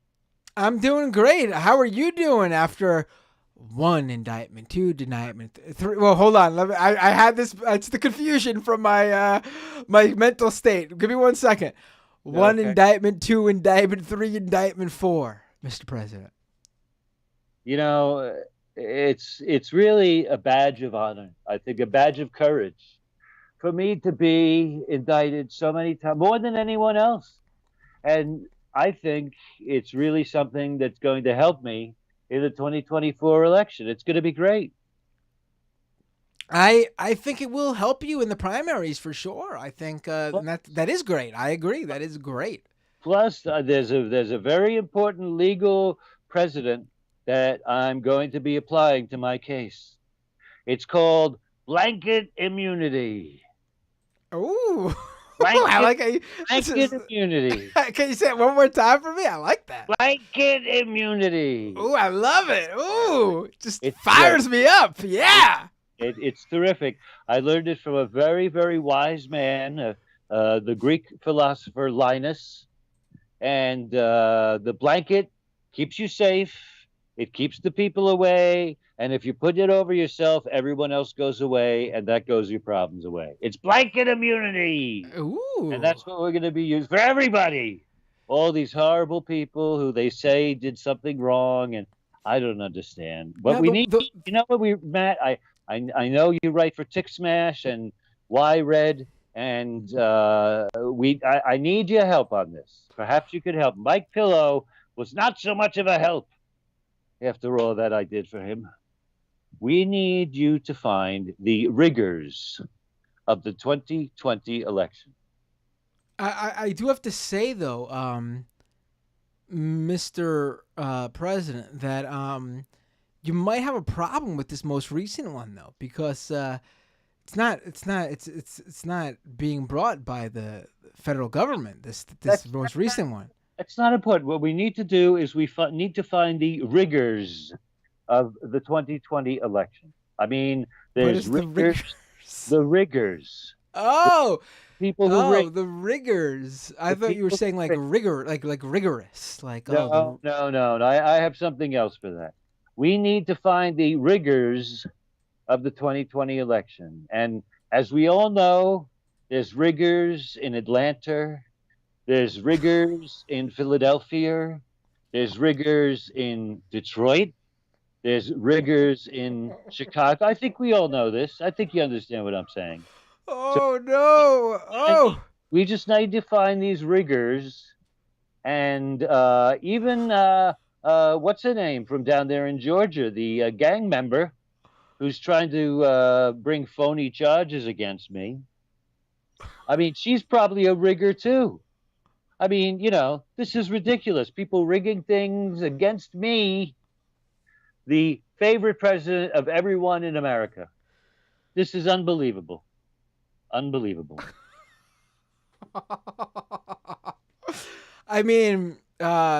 Obviously, the people that rigged the election, allegedly by you, don't like you very much. Now, wait a minute. I'm paying for their lawyers. They need to understand. I'm paying for their lawyers. I demand certain loyalties from these people, and I better get it. And that's what's going to happen. And let me tell you something. I've seen lots of reports, very fake reports, phony fake reports about my first wife, Ivana's gravesite. And let me tell you something. That is a fake photo. That is artificial imagination. It's that new computer stuff. It's the artificial imagination. It's a totally fake, totally made up photo. We're taking very good care of her gravesite, and it's right near the first tee. So everybody gets to see it, and it's great, and it's wonderful. People come to see it, and they just want to see the first tee, just to see her beautiful gravesite, because she was a very wonderful person, and the mother to several of my children. But Mr. President, I've heard that lately the landscaping where her grave lies on your golf course. Yes. I've heard that it hasn't been very well kept. That you could use maybe you could call Four Seasons or something. Look. I just told you. Look. Rudy is a whole nother bag of donuts. All right. I don't want to talk about that right now. That's a whole different thing. He let me down. He tried, I guess, but he didn't do a very good job. And, don't expect me to bail him out. However, that's a fake photo. You go there yourself. Pay $250, join the club like everybody else, and go there yourself. And you could see for yourself, Matt Binder. You could find out for yourself, Mr. Binder. Listen, I'm just going by the reports out there. I haven't seen it. I can't claim by my own. Excuse me. You're reporting your fake news, your Tick Smash, and your Y-Red, and all these other places that you write for or whatever, and it's all lies. It's all fake. It's phony. It's terrible. It's disgusting. And now I have to pay for all these lawyers. So let me just say, before I go, that times are a bit rough around here. And there's kind of a lot of lawyers all of a sudden. I don't know. And there's so-called billable hours that they say, and I don't know nothing about. But I tried GoFundMe, and they told me where I could go. So instead, I'd like you to be the first to know you'll soon be able to purchase a genuine patch of dirt from my first wife's gravesite for a very small donation of $999 to Save America from the leftists, the Maoists, the dentists, the communists, the anarchists, the other people, the orthodontists, all the people trying to take over, and they are destroying America. You won't have a country anymore. It'll be gone. You'll say, Uh, "Where'd America go? The whole place is empty now." So remember, Trump 2024. I'm totally innocent. These are totally fake charges. I just want to let you know I really appreciate you, Mr. Binder. I I, really pr- appreciate your I work, but I hope you can find out some of the tech things that really happen with the Italian satellites and all the other things that happen because it'll make a great story. You'll be very well rewarded by the press. I'm That's sure for sure. That's for sure. I Thank you would very get a much. lot of attention. That's right. Great night. Have a great night, Matt. And Wait, before you uh, before you go, Mr. President, can you give me yes, one yes, more blanket immunity? yes, blanket immunity. It's going to be great. I mean, Mike Flynn wanted it, and it's like, forget him. Who's he? And Matt Gates wanted it too, but I'm getting it. Blanket immunity. It's perfect. It means everything I do is fine. Nixon did it. It's great. It's going to work great. Believe me. I will get rid of this slime ball, sleazebag, Jack Smith, and Fanta Willis, and whatever these other people are. They're all going to be gone because of my blanket immunity. Have It's a going to be great great. night, Mr. Make President. America great again. Thank you very much. And Singleen Greenwood. Good night. Thank you. Wow, that's an all-time classic from President Donald Trump himself, Bob Carmody. Fantastic. Hey, what's your name? Where you calling from? Hey Matt, it's Josh from California. How you doing? Hey, Josh, I'm doing good. How are you doing, my friend? I was great until whatever that was. That was fantastic. That's what that was. And now there's no following that. No. President of the United States who only calls you by your name properly when he's not mad at you. Right. It's true, right? I didn't even notice that. Yeah. Yeah. Oh, that was Bob is quite talented. Um I just wanted to follow up on something we had talked about. You did an episode, you actually clipped a bunch of calls together, that episode about dating scams, crypto dating scams. Right. Yeah, so those are still out there, but now they've moved to DeFi wallets because everyone's like skeptical of crypto now. So now they mask it with like trying to get you to create a DeFi wallet and just put money in and see what happens. So I just wanted to follow up on that because that is still going on, and it's really crazy. It hasn't gotten any more sophisticated. They've just changed the language. Although there was something about a tech farm and Elon Musk, you and the moon, or no, and Mars, like some sort of, I don't know, it was like all of the buzzwords combined, like the metaverse like doing virtual farming to prepare for farming on Mars or something. What? What is Yeah, this? it was really fucking crazy, man. I gotta say, I'm still out of the loop here because usually you go on vacation, you gotta catch up, and I was planning on catching up in those past couple of days, but then I've been sleeping because I haven't been dealing with this issue, so I'm still behind. I'm still trying to catch up. So I missed. What is this? Oh no, it's not real. That's what I mean. No, Like, I they're know, just- but what is this? Because I'm sure I would have come across it. What is no, this? it's just a dating scam that like, it's this whole fear of missing out thing where they're trying to, like, they'll talk to you for a while and then they'll offer you a code to the exclusive tech farm or whatever that you can somehow make money off of or whatever. What? It's yeah, exactly. Like they try to, it's just super unhinged. It's like, I'm sure it's a creative writing prompt that they fed into Chat GPT. I gotta say the Chat GPT craze has greatly died down. Yeah, yeah. It's not super useful yet. Yeah, that seems to be the cat's meow. I mean, that's what I've been seeing. I've been seeing reports that like people are now sort of the shiny new object, the shiny new toy phase is over, and people are looking at it with a more clear vision, and it has some use cases here and there, but people are sort of realizing that like, wait a minute.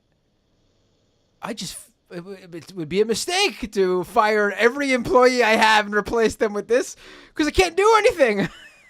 Yeah, and I mean that's the problem is like that's the target audience for all of this hype stuff is like middle managers whose bonuses are based on labor savings. And so, I'm sure some people lost their jobs to that hype bullshit. Like, it's really, it's crazy. But it's also crazy, like the cycle of all of these hype trains is speeding up. I mean, just like the cycle of technology and everything else has over the past, 100 years or whatever. But like this is even faster where, crypto and AI and decentralized or co-working spaces, like every shiny new tech thing, Web 3.0 and all of it, the lifespan of all of these things, what's the other one? The NFTs. The lifespan of all of them seem to be getting shorter and shorter and shorter. And I mean, I guess it's just a money laundering thing at this point, like all of these cycles and trying to grift. But it's really fascinating how quickly all of these different things die out now, compared to, you used to be able to get away with a scam for a while before you had to move on to the next one. Just technology wise, at least, because it usually took longer for people to catch on. But at this point, it's 6 months, and then you got to come up with the next one or whatever.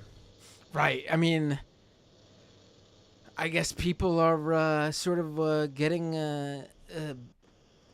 angry with how short their ability to scheme with one niche is, and then they're just quickly moving to another now. It's that hustle grind mindset,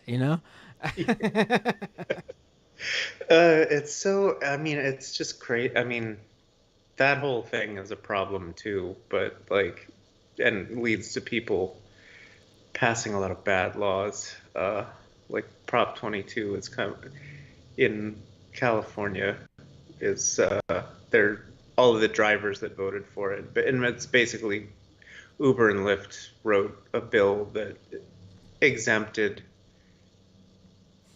drivers from the State Bill 5, which was basically classified them as employees, and you can override laws with ballot propositions. And they passed that a couple of years ago, and now all of the drivers are like, "Oh, it's not even worth driving anymore." And it's like, yeah, no shit, because your hustle and grind mindset what turned into, oh, I got fooled by thinking I could get a quick payday, and now I fucked myself.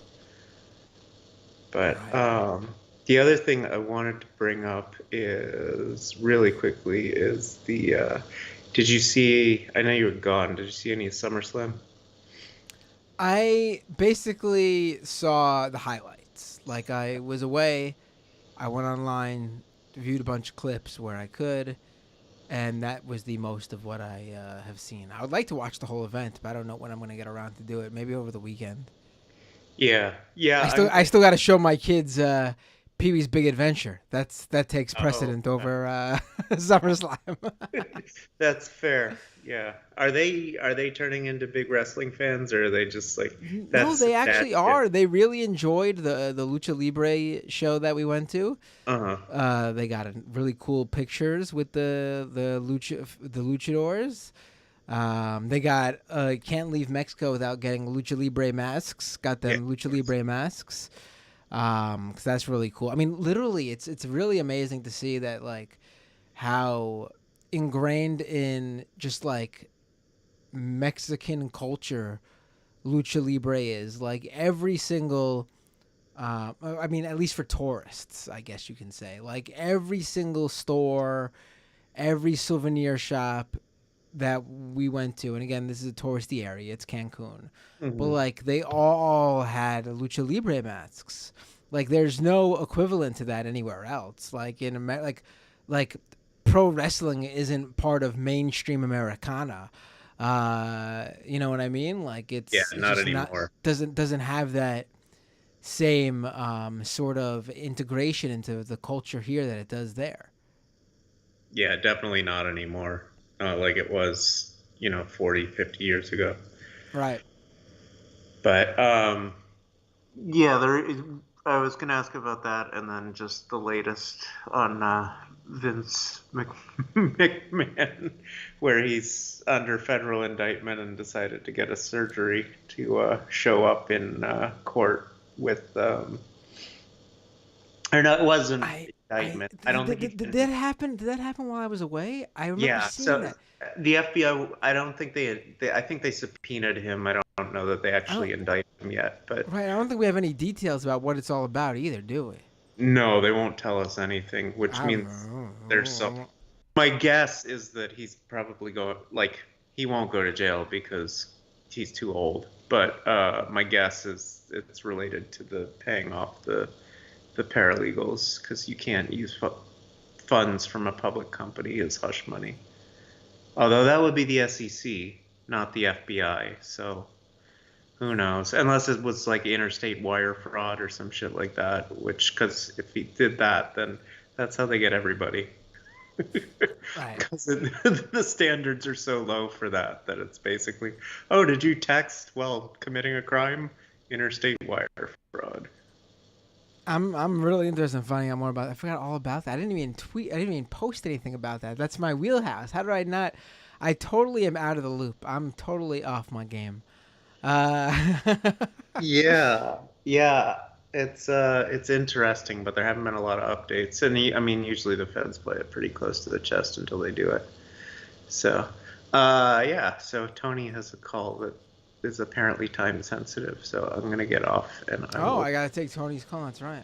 I will let you talk to her. But I hope you feel better, and make him give you a Z pack. It worked so well for Punk's back that it'll fix you up real nice. I will. All right. Take it easy. Take Feel care. better. All right, let's go to the phones again. And let's take this call from Tony. Hey, how you doing?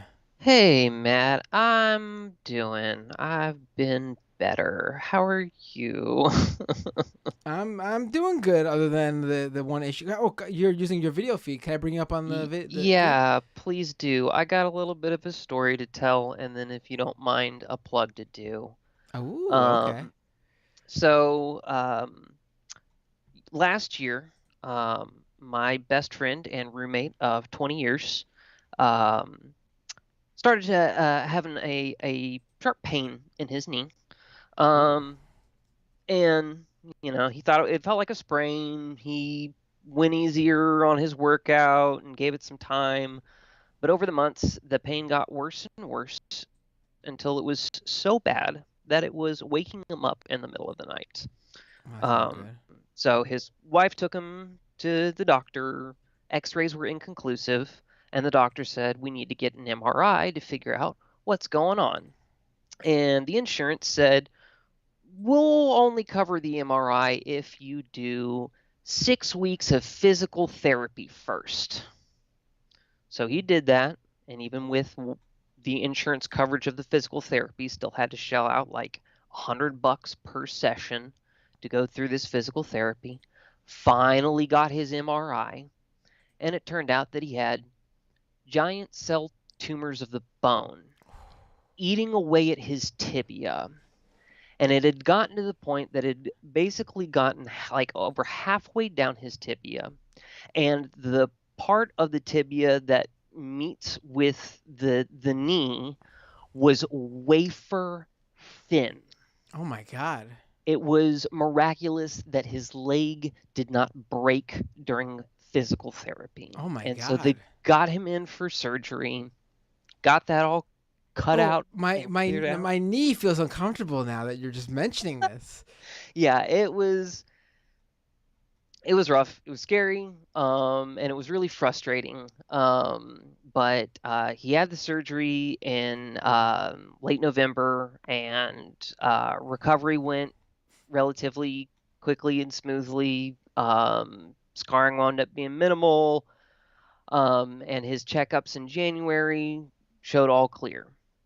And we thought that that was behind us until a few weeks ago when he started coughing up blood, and went in for x-rays, and they saw spots all over his lungs and did a biopsy.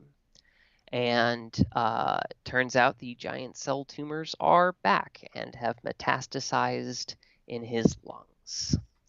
And his insurance started dragging their feet again when the doctor ordered, his oncologist ordered emergency, like emergent treatment, get him going on that ASAP. It was like Friday before last, and the insurance declined to pay for it, and so they had to go through an appeals process. And he wound up back in the hospital that weekend with a bad episode, and he's back out of the hospital now. Insurance finally came through last Monday, and so yesterday I took him to the oncologist for his second infusion. Basically, there's too many tumors for them to surgically remove.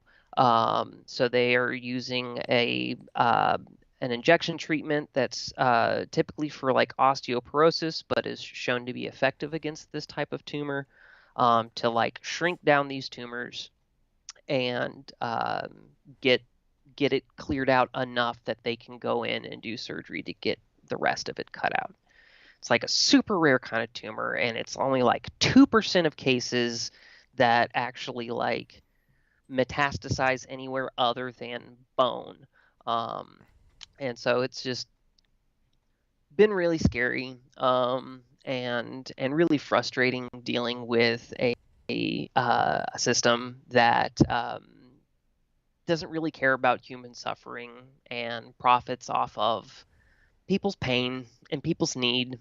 But fortunately, our friends and family, our community has been super supportive when we still weren't sure whether or not insurance was going to actually come through or just say, go fuck yourself and die. I started a GoFundMe campaign. We've already hit our first goal, but other curveballs have come, and so we've increased that goal. So if you don't mind me plugging that Please. GoFundMe page real quick. What is it called? What is the it's I mean, excuse my ignorance. It's not cancer, right? Is that what it's a type, yeah, it's a type of cancer, but it's technically like a type of like bone cancer. It's a giant cell tumor of the bone. And it's like something weird with like the white blood cells, and it's like a nuclei type of tumor. It's really uncommon, and it's even more uncommon for it to shake down the way it's been going for him. But here is the link for JC's GoFundMe page with the QR code if anybody wants to. Oh yeah, that's a great. Anyone who ever wants to post something like this, I think the QR code idea is a great idea, because right on the screen, easy to just scan it. Because with sending the in the comments, or even when I put in the description, it's not directly connected to our conversation right now. And let's face it, like, this is the part where people are going to go to whatever site or link you're talking about. So that's really smart. Yeah, and I I really wanted to be able to reference this because I'm going to try to call into MR this week, but I don't want to like take up the time telling the whole story on MR, so I'm just going to call in, shout out, and reference them to this conversation with you so that people get the full story, can get all the information. Also, anybody who's local to the Dallas-Fort Worth area, there is going to be a benefit show on September 8th at Cicada on South Main. Once I've got the flyers for that, some friends of ours are organizing it. I'm actually going to replace uh, the image on the GoFundMe site with the benefit show poster, and I'll be posting it to my Blue Sky account. Shout out and thanks to Charlie, aka C. Jinmir, for the invite to Blue Sky. I appreciate it. Oh, maybe I'll finally say the name right. C. Jinmir. Okay. Well, I'm bad. You all know I'm bad when it comes to pronunciations. But yeah, so that's I wanted to get that off my chest and give that plug to the community. Thanks everybody for all the support and kind words that I've already been getting. And you know, I think you know, we're gonna pull through this, but it's just been a nerve-wracking, hair-pulling kind of situation. And I mean, I could imagine that's the whole, and this all happened in the span of a few weeks. yeah, Damn. Yeah. I wish your friend the best. And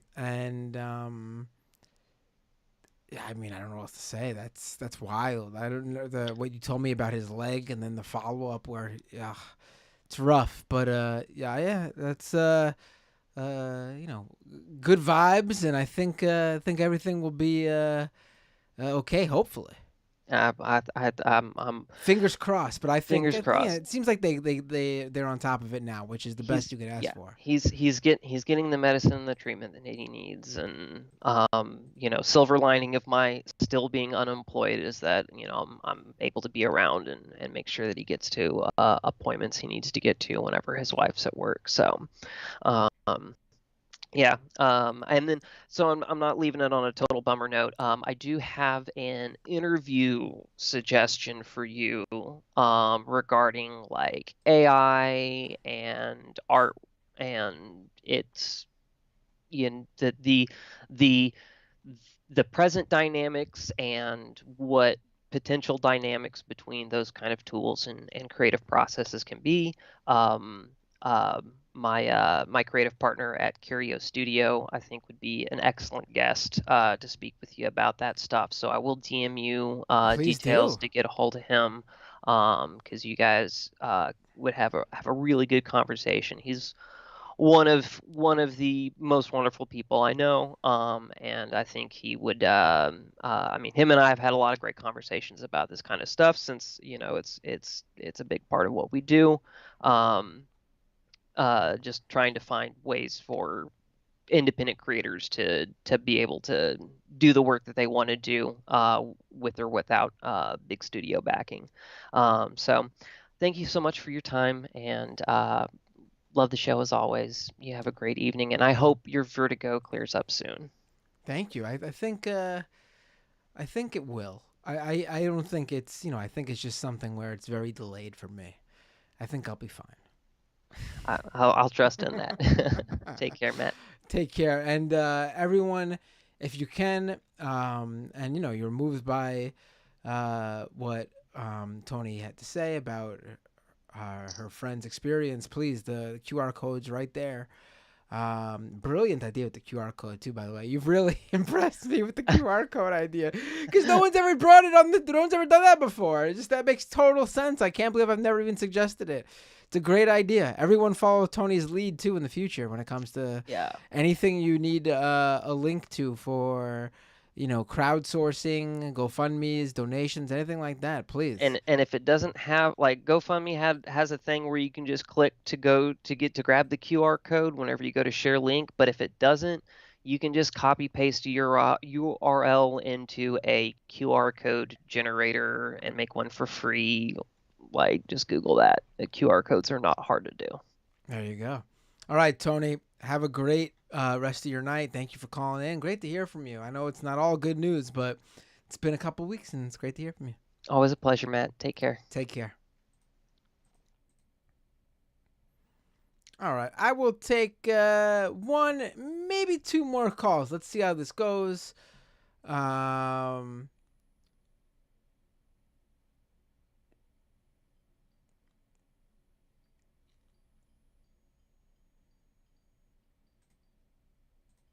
Hey, what's your name? Where you calling from? Hey, Matt. It's Dave from Jamaica. Dave from Jamaica. How you doing, my friend? Not bad. I heard you went to Mexico and embraced your inner luchador. So I did, that's yep. Lucha. Yes, I did. So I was going to. Well, first I want to comment on the previous call. Oh, I should. I gave the leftist mafia sneak peek. Oh, it's not gonna come out so good because of the coloring. I mean, it's blue, but it might be a light enough blue that it's green. But this is the Lucha Libre mask that I got. Oh. So I'm not sure how it looks with the. Well, first of all, there's no hole for the mouth, so I'm a bit muffled. This is Sin Cara of WWE fame. In Mexico, he's known as Mystico. Ah.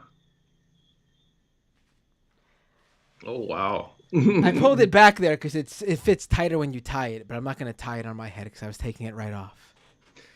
I'm not sure how good your Spanish is, but it's really bad. Not good whatsoever. People, even there, people saw me and assumed, I guess because of my complexion or overall look, that I speak Spanish, and they immediately discovered very quickly that I do not. Well, you do give a spicy Italian look, so you're there you go.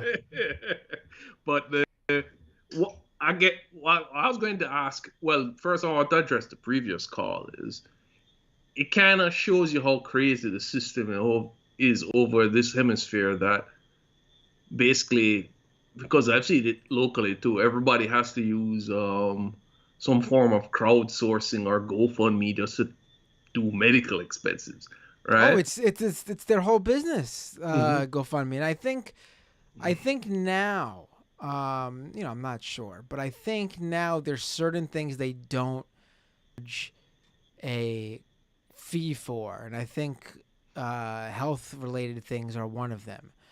And so they just make their money off all the other crowdfunding things to then make up for it, which is a good move from them as a company. I certainly, I'm not gonna, they shouldn't be. Let's put it this way: GoFundMe shouldn't be necessary, but I'm also not gonna knock them for filling. Oh, I'm not.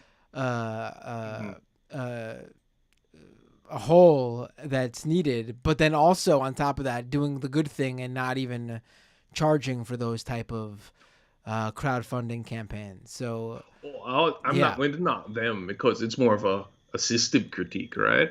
Right. Because look how inefficient. Look how inefficient capitalism really is. Like, if we're going to it's costing more money that nobody can afford to use to get themselves treated medically, unless you're doing super well off.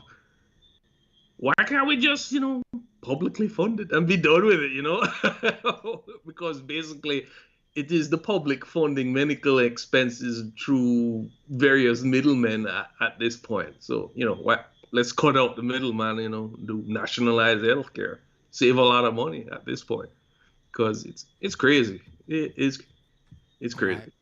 Right. But on to my wrestling questions, even though I'm not a big wrestling watcher. And I guess you had some people translate for you. Other than the acrobatics and the culture of the mask, is U.S. wrestling and Mexican wrestling very similar in terms of how they do their heels and their heroes, and everybody's kind of Oh yeah, when it comes to condensed social talking point of the day type of thing. yeah, I mean the stories are pretty much universal in terms of it's a soap opera in terms of like there's good guys and bad guys and what goes on, but in terms of the wrestling style, it's very different. In fact, over the years, a lot of when luchadors get signed to the WWE, they often struggle trying to adjust to the American wrestling style, which is a lot less acrobatic and high flying than it is in Mexico. In Mexico, it's a lot of acrobatic stuff. A lot of times where it really does look more like dance than it does like a competitive fight, because there's a lot of moves that, quite frankly, just you can't even make look like it's like one person pulling it off, because it's very clear that you couldn't do it with one person. Like two people are, which is just the style there, and it's really great. I'm a big fan of Lucha Libre, but that's really the main differences. I thought the hardest part for them is to get used to the Vince McMahon type of WWE contract type stuff. To be honest. Yeah, I mean, it's brutal there too. Actually, when it comes to the they have their version of Vince McMahon in a they, mask. They do, and listen, like it's really hard down there for some of them too. Like, for example, the guy whose mask I wore, Sin Cara. Well, in WWE his name was Sin Cara, but in Mexico he was Mystico. Well, when he left Mexico, the promotion, I think it was CMLL, which is the other. There's two big wrestling promotions in Mexico, AAA and CMLL. The one he was wrestling for, though, he was like their big star when he left for WWE, and he did really bad in WWE. He did not have a good. He did not last there. It just did not work. He could not adjust to the WWE. But before that, even when he first got signed, the wrestling promotion wasn't going to let their golden goose just leave, so they just had another wrestler wrestle as Mystico. Oh, and then when he returned to Mexico after WWE was done with him, he had to go by a different name. This has happened a few times with different wrestlers. There's a really famous luchador who got really big in the U.S. Working for WCW. His name was La Parca. And when he went to WCW, the promotion was like, we're going to still use La Parca in Mexico. He can't stop us, and that makes us a lot of money. So then when he returned to Mexico, you had La Parca, who was wrestling for the promotion that he originally wrestled for, but wasn't the original La Parca. And the original La Parca having to use the name like L.A. Park or something like that. Oh, okay. I'm yeah. Even though I don't watch wrestling, I'm kind of half remembering this type of stuff because I guess like the problem there is that the trademark laws are a lot more lackadaisical, or they get away with more. So that's often the case down there. I mean, there's I forgot who there's a I think there's a wrestler down there too who just goes by the name Michael Jackson, or like and he's just a wrestling Michael Jackson or something like that. So it reminds me of old school Street Fighter when the boxer character used to be called M. Bison, which was short for like Mike Tyson, their version of it. And then they didn't know how strict US's copy law, so you had all the names, you had the three bad guy names jumbled around to kind of avoid that. And that's why the guy in the cap, people know in Street Fighter as M. Bison, actually his name is Dictator, right? So that's what he was supposed to be. But they didn't want to get sued by Mike Tyson. So that's how that got shifted around. Right. So it's kind of funny. But I guess what I find interesting about wrestling, because I remember on MR there was this debate, is wrestling a sport? And I think wrestling is not a sport, but it's a stage play. It's a stage play. It's 100%. I personally truly feel like wrestlers should be part of SAG. It's Yes. it's ridiculous that SAG has not gotten on this, honestly, because that's hundreds of people that would join, and hundreds of people that are seen by a swath of people as like superstars and like household names. Like, to have hundreds of these guys advocate for your union. And a lot of them are part of the union because they do movie stuff, but they're not covered by the union for wrestling. Like, for example, CM Punk is part of SAG-AFTRA because he's on this Stars show called Heels. Right. And he's a member of the union. And on the show on Saturday night, AEW Collision, the televised show on TNT, he wore the SAG-AFTRA union shirt to the ring. I think it's a missed opportunity. They should. But it's not. Definitely been But SAG. that performance is not covered by SAG-AFTRA. Mm-hmm. I mean, it's definitely missed on them. So many of those guys are part of it. I mean, John Cena, The Rock, Stone Cold Steve, all these guys are part of SAG-AFTRA. It's not a sport. These guys are athletes, though. Anyone who says otherwise to that is ridiculous. Like, Right. like it is 100% not agree. like they like it's not fake. Like, they get hurt.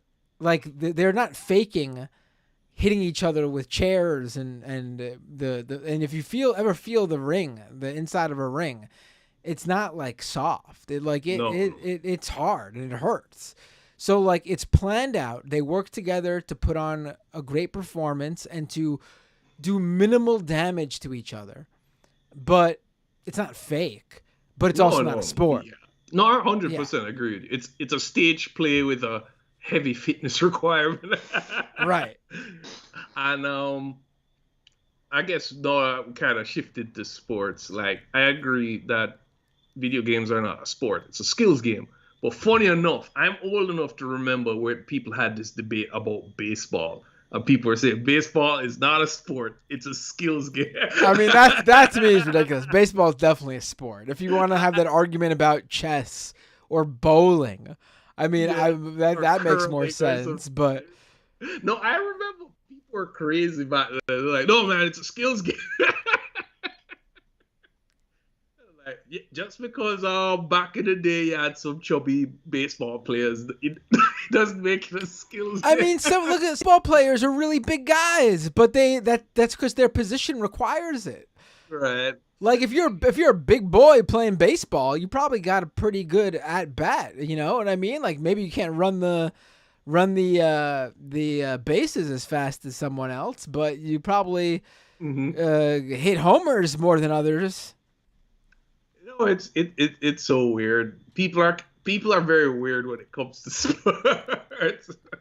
What I do find interesting is that, like, even like wrestling fans admit it's not a sport, yet like they're literally merging with the UFC.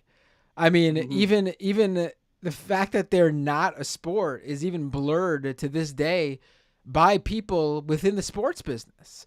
I mean, can you imagine the UFC merging with Ringling Brothers, Barnum and Bailey Circus? No, of course not. But here they are merging with the WWE to create a mega company. There's no overlap in terms. There's basically a lot of MMA guys are basically realizing they could have a career in pro wrestling after their MMA career is over. Here's the thing: unless you're the cream, or I shouldn't say cream of the crop, but yeah, I should say, unless you're the tippy top, you're not making money in the UFC. Yeah. You're not. You're getting beat up, and you have to pay your trainer. You're barely making it out unless you're like a top tippy top card fighters. Right. But then again, I will say though, one interesting aspect though is that a lot of collegiate or amateur wrestlers, which is a sport that it like Olympic style wrestling, Greco-Roman, like that. A lot of them, when they who do go to the WWE, are usually really fucking good at it, like really good at it. Mm-hmm. Kurt Angle, Olympic gold medalist in wrestling and real wrestling, one of the greatest pro wrestlers of all time. Brock Lesnar has, I think, like some insane amateur wrestling record that hasn't been beaten to this day. Is a amazing pro wrestler and even had a successful MMA run too in the UFC. Shelton Benjamin, A lot of these guys, right now, there's this wrestler in the WWE, Chad Gable, who has a legit amateur wrestling background, who's just amazing at it and is like really developing his character now too. They're like naturals. It's amazing though how like pro wrestling, not a sport, but the sports side of it, wrestling, they're really able to just find their footing in that industry. It's really interesting. Here's a guy we don't like who had a good performance a couple months back, who was also probably, if memory serves, also in did amateur wrestling. I think it was Jake Paul or one of them. One of the Paul brothers who was on US. Oh, Logan Paul is actually... Yes, he had a background in... Almost certain he had a background in amateur wrestling when he was in school. I'm not sure. Maybe he did, but he's pretty good. It's interesting that he's... Like, I mean, but his brothers actually found success in boxing, too, so who knows. Lanzetta asks, was Taz a pro wrestler? Yeah, Taz was a pro wrestler. I don't know if he had a actual amateur wrestling background, though. I think that was just his gimmick.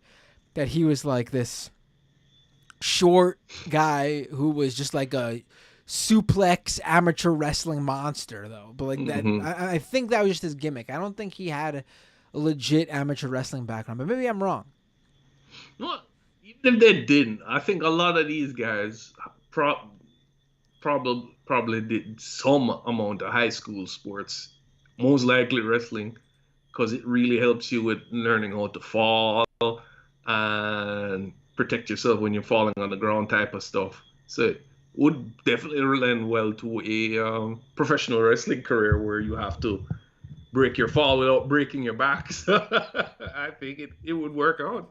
And the strength to lift your competitor, quote unquote, when you're doing various things in the ring. So I definitely think it does translate.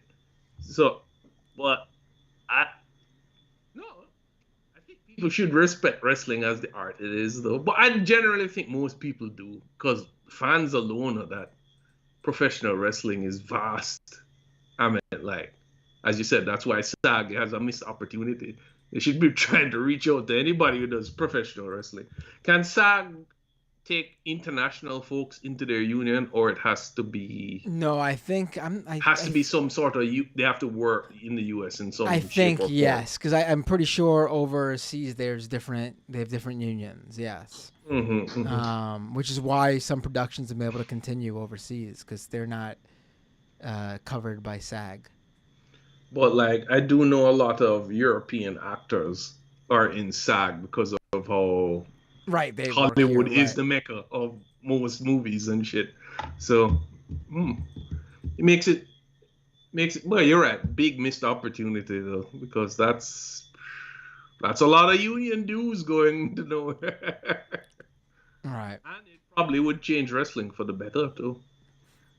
But yeah, que sera. But so Matt, it was good talking with you. I hope I'm trying to keep it short. I'm learning, even though I haven't been on for a while. This was a great call. I really enjoyed it. This was fantastic. And love your audience. They're all good folks. And again, I'm sorry for Tony's friend. That's terrible type of stuff. But wish you guys all the best and keep up the good work. And don't be shocked that conservatives are advised by Nazis. Right. It's not. Don't be shocked. All right, guys. Later. Take care. Always a pleasure to talk with you, Dave. All right, we'll take one more call. One more call, I think, or maybe. Oh, hold on. I owe narrator a Blue Sky invite. I'm gonna deal with that right now before I forget. I'm gonna do that right now. Because I have forgotten already. I mean, obviously I remember. But now that he's brought it up. But let me get narrator that invite right now. Hold on. I'm going to do this live on the air with you all right now.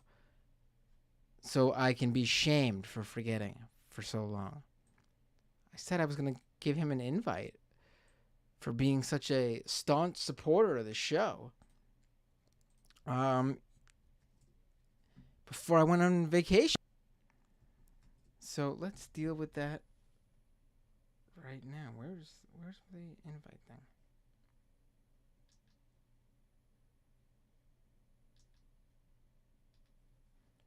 All right. Here's a code.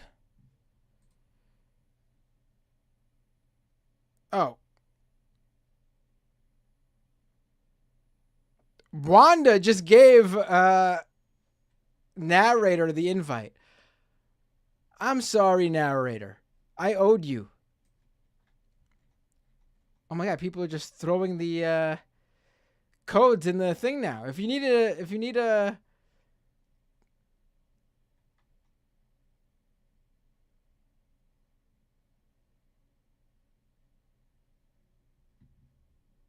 Blue Sky invite, I'll give it to you.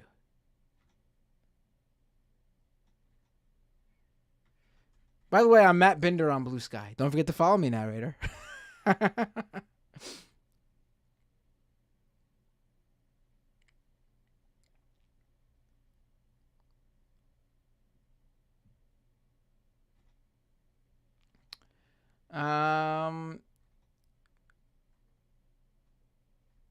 Who needs it? Tokyo Hans, you don't have a Blue Sky invite? Tokyo Hans, you're not on Blue Sky? I can't give it to everybody.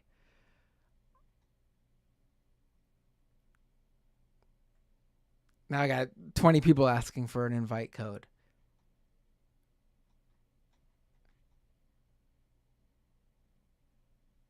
I mean, I'll try to get one for all of you, but I only got an invite code to spare. Wanda gave one to Tokyo Hans too. Wanda's taking all my Blue Sky. No, that's good though, because it means I got more to give to others.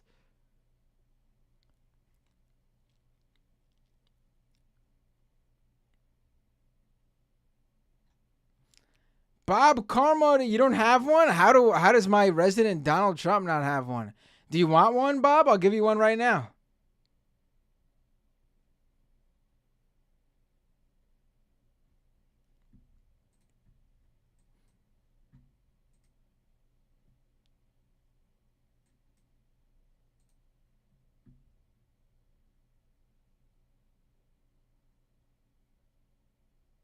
Oh my God. Daredevil says Binder has opened the gates of Hades. Yes, Sexy Terrapin says you could throw some in Discord. That's true. I could do that. But Bob Carmody, he is a YouTube member at youtube.com/MattBinder. That means he's paying he's a paying YouTube member. And he provides us with wonderful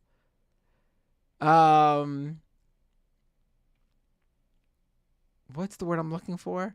Impressions. That Trump earlier was fantastic. All right, Bob Carmody, giving you one right now. I'm going to drop it in Skype, okay, where you called me before, okay? That's probably the easiest way to give it to you. As a thank you for your membership and your entertaining calls.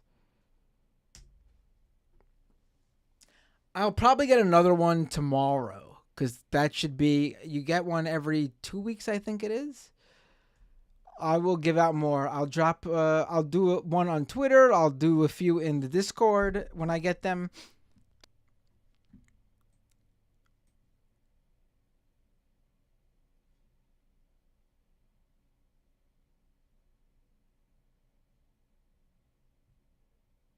Don't forget to follow me on there once you sign up, by the way, everybody. Matt Binder. Just search Matt Binder. I'll come up. All right, I'll take one more. Good. All right, there's two people who have been calling nonstop who I see. I'm going to take both calls, but both have got to be quick. I sound like Sam Cedar all of a sudden. Got to be quick. Hold on. Narrator needs a Discord invite. I promise you, I'm going to get really serious about all this stuff and sit down and spend the time. And not just that, I'm going to have to hire somebody. I've been telling you all it's something I want to do in the near future. It's pretty clear I got to I need help running this show. Unfortunately, it seems like we're losing subscribers, and I'm down from where I would like to have been, but it's pretty clear I need to bring people on board to help me with some of this stuff. I said this on Leftist Mafia, and I hinted at it on this show a few other times. Where the fuck is the invite thing? Invite people. Okay.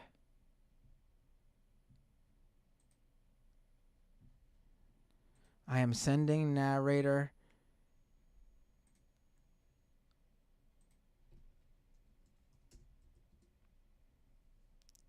The Discord invite now.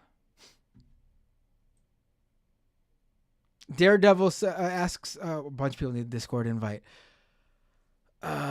Yes, I read the super chats. The prof, I'll be getting to them shortly. I'm going to take these 2 calls, and then we'll do super chats. And that'll be the show. By the time we're done, it'll be about 2 a.m. Let's do this. The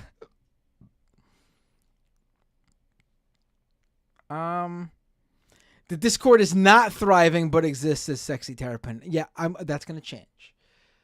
I'm gonna need to. We're gonna do a full throttle. We're going full throttle into all this now. I realize how much I can push this show, and how much we could go with this, and how much more is needed on my end to take it to the next level. And now we're gonna do it. Just give me a few more weeks to get everything together, to bring someone on board, and we're gonna do this. Hey, what's your name? Where are you calling from? Yes, hello. It's everyone's favorite wrestling heel, straight out of Pretoria. Oh, hey, Renee, how you doing? Damn it, I was trying to call in as like Elon Musk, but I guess it failed. But yeah, seriously, I'm worried about your health. So. Oh, I'm fine. It's strictly related to the boat thing. I did see that there are people. Yeah, I'm not sure. I kind of had something like that. Put on because everybody wants to see my Renee angle. Is that a new one? Like from wait, the back, you're on the. Hold on, let me pull you up on the feed. Hold on. Okay.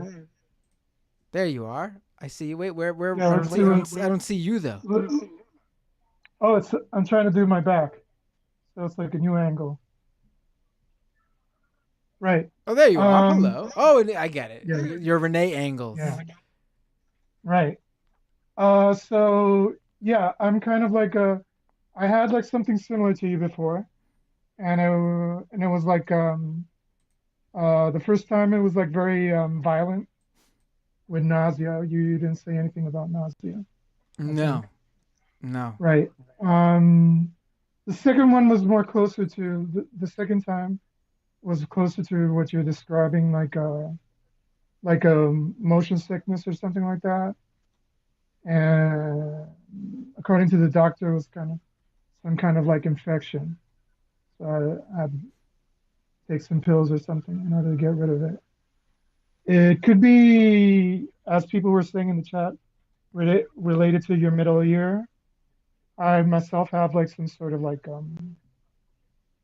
allergy affecting the inside of my ear, what's called like the vacuum tubes. That usually creates like that kind of like pressure that you have when water gets into your ear or you go in a swimming pool or a high altitude. Because it's something like inside, close to my eardrum, kind of like swells up due to my allergies. Which kind of bothersome. Yeah, but have you gone on a boat anytime this has happened? Like that's the thing. Like people are and I'm thankful that people care, but are like comparing it to things. Well, it's especially, of course, I'm the guy that made the dream, even and though it happened directly after. So I mean, I don't know. Morbid. So after what happened to Michael, we don't want. Oh, of course. No, I hear you. It's not like that at all. And it was just thank you for bringing up his name. I forgot to mention it would have been Michael's 40th birthday on Sunday. Exactly right. Yeah. Right. Yeah, of course. Yeah. No, So it's nothing like that. If listen, if it came out of the blue, obviously I'd be more concerned. But well, this it could be. happened. Well, check in just the same. I might be like the morbid goth here, but I mean, check if it's like get like a brain scan, a CAT scan or something, just in case. Well, I think And that's as everybody's saying, if the doctor tells me I need I throw that, it then in I'll your definitely do doctor that. But and see if it has to do with because that's a it could have jump. been like sea breeze in your ear, and it could Right. have been like an infection. True. Thank you, Renee. I appreciate it. Was there Yeah, anything and else you wanted to say? yeah, politically wise, since you ruined my Elon impression, but I guess there was nothing much there to begin with. I'm a comical figure in of myself. Um, Basically, yeah, I'm worried about like the encroaching fascism in South America, especially Chile and Argentina, which would be my beat. So there's Well, I've been told that. Renee, you just froze. Are you still there? Oh no, Renee, it's telling me you froze. I mean, I can visually see that you froze, but also Skype is letting me know.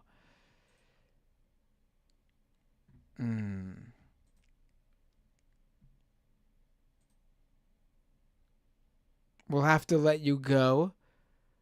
It is a beautiful still frame, says Sassy Sassaraya. It's pretty good how it landed on you. It's a nice shot from side profile, semi side profile. Take the next call. Hey, what's your name? Where you calling from? Yo, what's going on, Binder? What's going on, man? Hey, can I bring you? Oh, you're already up on the feed. Is that fine? Yeah, no, go ahead, man. I don't want to Perfect. scare your viewers away. Nah. It's great to see you. How you doing? I'm good, man. What to call you? I'm glad you had a good time with the vacation and shit. Dang, man. everyone. This is for all you don't know. This is Hansi. Hold on 1 second. Sorry about that. I was just gonna, I was gonna say, what the fuck? Because sometimes I get confused. Because again, you know how the algorithm on Twitter is all like if you look up a topic, you get the worst accounts now being on top of like the info. You know what I mean? You got to look like really, and then even if you get a liberal stance, it's like always that Ed Krastenstein guy that I don't really like. He's an anti-Trump guy, kind of, but he still has like stupid takes I don't really agree with really. But like, fine. So like whenever, so now it's even harder when like all the right wing people are like constantly like repeating the same thing, and it's like it's on script. Like for example, the reason I was calling you, right? Because me like not understanding a lot of stuff and like the alt media kind of taking advantage of that kind of shit. Whenever anyone brings up, okay, well, Biden is doing this, he's giving $700 to like somebody that lost their house in Maui, and then everyone then automatically starts going in with the anti-Ukraine stuff, like, you know what I mean? And then I'm trying to look for nuanced takes, so I'm like, okay, well, obviously there's going to be more money to Ukraine because there's military equipment and all that kind of stuff. From what I understand, like I don't understand it, but then like I just find myself being lured into the right wing's narrative of like, oh, Biden is like not doing anything for them, and I understand he could be doing a lot more with like bringing up the carbon emissions and all that kind of stuff, whatever, right? I understand like more with the climate change because of the climate emergency. So my take to you, can you like the first topic, can you at least explain to me a little bit about like what the difference is, obviously, because I'm kind of stupid with that shit. If Wait, that's okay. the difference with what? Like I just want to make sure I'm like understanding correctly. when people use, oh look, they're giving 13 billion to Ukraine, but they're not doing anything for Maui, and I'm like, well, are they not doing anything for Maui? Because I'm only listening to alt media. Because again, it's only again everyone's personality trait All right, is okay. So I don't know exactly what they're doing for Maui yet. I know it's probably out there. I think I saw that there was going to be one-time payments of like $700 to people. I mean, this is for our starting point here. This is obviously an ongoing situation. The idea that the federal government isn't going to do anything, or like whatever comes out now is the end all be all, is frankly not going to be the case, obviously, with an ongoing situation like this. But also, those are two different things. Like, it's not like, oh, if we didn't send money to Ukraine, that money would go to Maui. It's just not how things work. I mean, first of all, there's not like this like treasure chest, like this chest, like there's not like a big vault in the White House that like they just go to and open up and the money's sitting there. No, it's just numbers on a screen and they just send it. I mean, it's literally like, it's just like, this is not how it works. Like, it's not like this money would have been going somewhere else. They just decide that this is what this money will be earmarked for, and then they send that money there. Okay, no, because dude, some of the, because again, it's hard to decipher now between reading up on topics now, whatever, right, on Twitter. So whenever I saw like some people that are like, post left accounts that are like, oh, this is Biden's Katrina moment right here and all that. I'm like, well, is that accurate? I don't know enough about the situation. I just feel bad for people that are losing their houses and fucking surviving. You know what I mean? Like, I hope everyone can survive. I just wish it wasn't like that. But I also know that like when climate change is like one of the most boring topics on the planet, but like it's one of the most important topics on the planet, most of us don't know the actual science because everyone just rejects like even talking about climate change. And I guess people don't find like an interesting angle with it, like at least on the mainstream news or whatever, that people actually care, even though I feel like, there's it's very important because our planet's gonna fucking implode. But like, you know what I mean? Like it's hard to like, even like if you don't understand the science or like I do, then it's easy for someone like me to get duped in. And I find myself now on Twitter when I'm looking at topics that are trending that I can't get the right. Like for example, I'll give you a good example right here. For example, I saw the FDA was trending. So for a couple of days, everyone's like, "Oh, FDA, gave approval to ivermectin," and then it turns out, thank God for the community notes, because then it's like that's not the fucking case at all whatsoever, right? So I find myself getting more confused, and it's like the wrong thing for like it's kind of like the like if you're not like well equipped as everyone else with like the thoughts and all that kind of stuff, it's hard to like decipher around. Like, do you find that on Right. Twitter now, kind of in a way? Yeah, absolutely. To speak more directly to your first point, I just want to say, like, we know that when the government needs to spend on something, it will spend on. Like, there's never been like a situation where like, oh, we COVID happened and we need to, and the economy is crashing and we need stimulus for the economy. Oh, but we ran fresh out of money. Like, that's not going to happen from the government. Like, it's just that's why the government's the government, and that's why they have the ability to create money, and that's why it's an important aspect too of what they're able to do. So if the funds are needed somewhere, it's just about the will. It's not about the actual money. It's about the political will to do something. It's never about, like, the government does not, like, you always see conservatives treating the government in the comparison as like your family budget. And when you budget for your family, if you don't have enough money to do something, you can't do it. The government's not your family. The government doesn't have a family budget. The government isn't held to that same standard. It just isn't. If it needs to spend on something for the good of the nation, it will spend the money on it. It's just that simple. And it will find the resources very simply to do so. For your more direct point, it is definitely it is weird because I feel like the whole narrative around disinformation and misinformation has sort of been waning, yet I feel like it's more prevalent than ever online.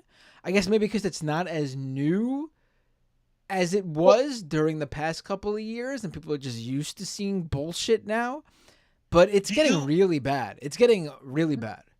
Do you notice when there's a topic on Twitter trending, let's say for example, it's like one word like, "Oh, he's gone," and then you look it up, like you click on the topic, all of a sudden you have like 80 million different topics that you can't keep, because before it used to be easy with like when something was trending, you know what the topic is. Now when I'm like trying to like just look up discourse and see what goes on, you find one word, and then all of a sudden like you're getting like 80 million Right. stories. So like so I've been trying to like lay off on Twitter and just keep to my own little timeline kind of in a way.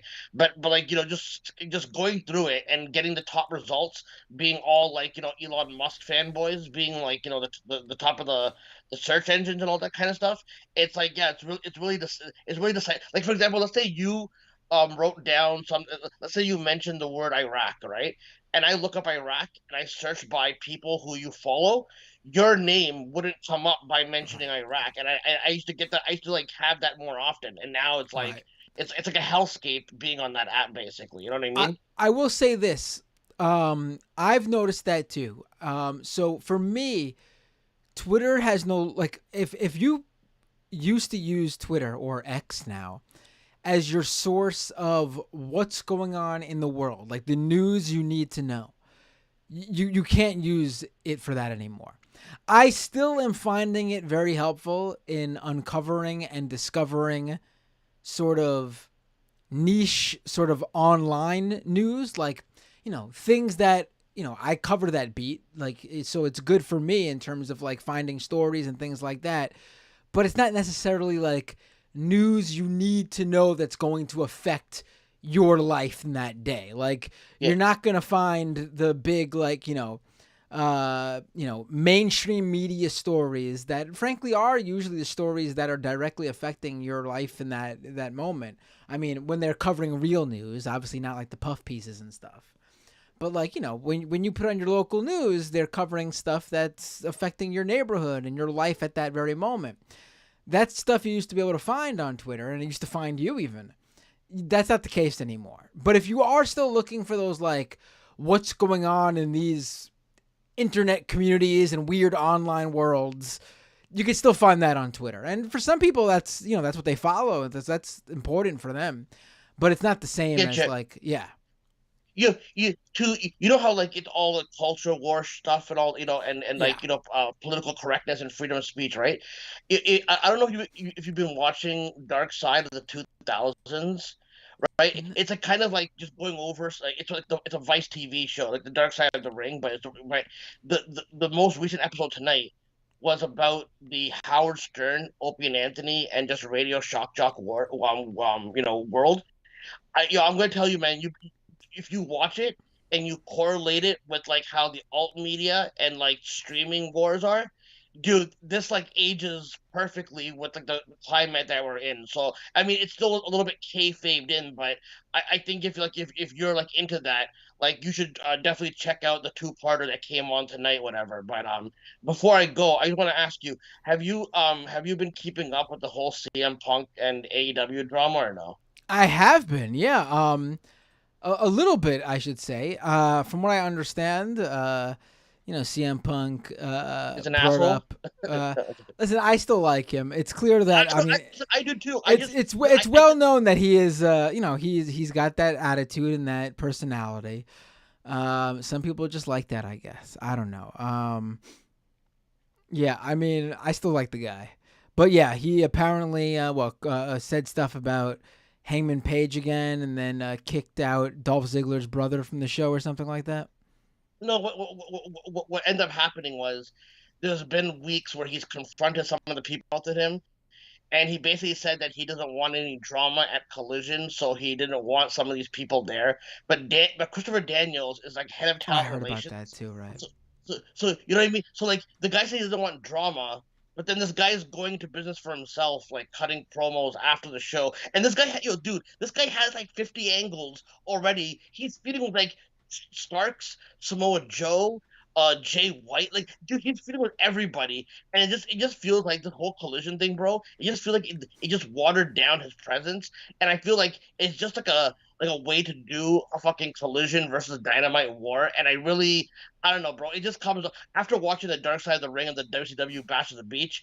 Like this is like coming off like very Russo-esque, and I really think that it's ruined the momentum of like them going into one of their biggest shows for the Wembley show, basically. You know what I mean? And I've enjoyed the MJF and Adam Cole storyline and all that kind of stuff. And it just to me it just gets frustrating because it's like everybody wants to reboot.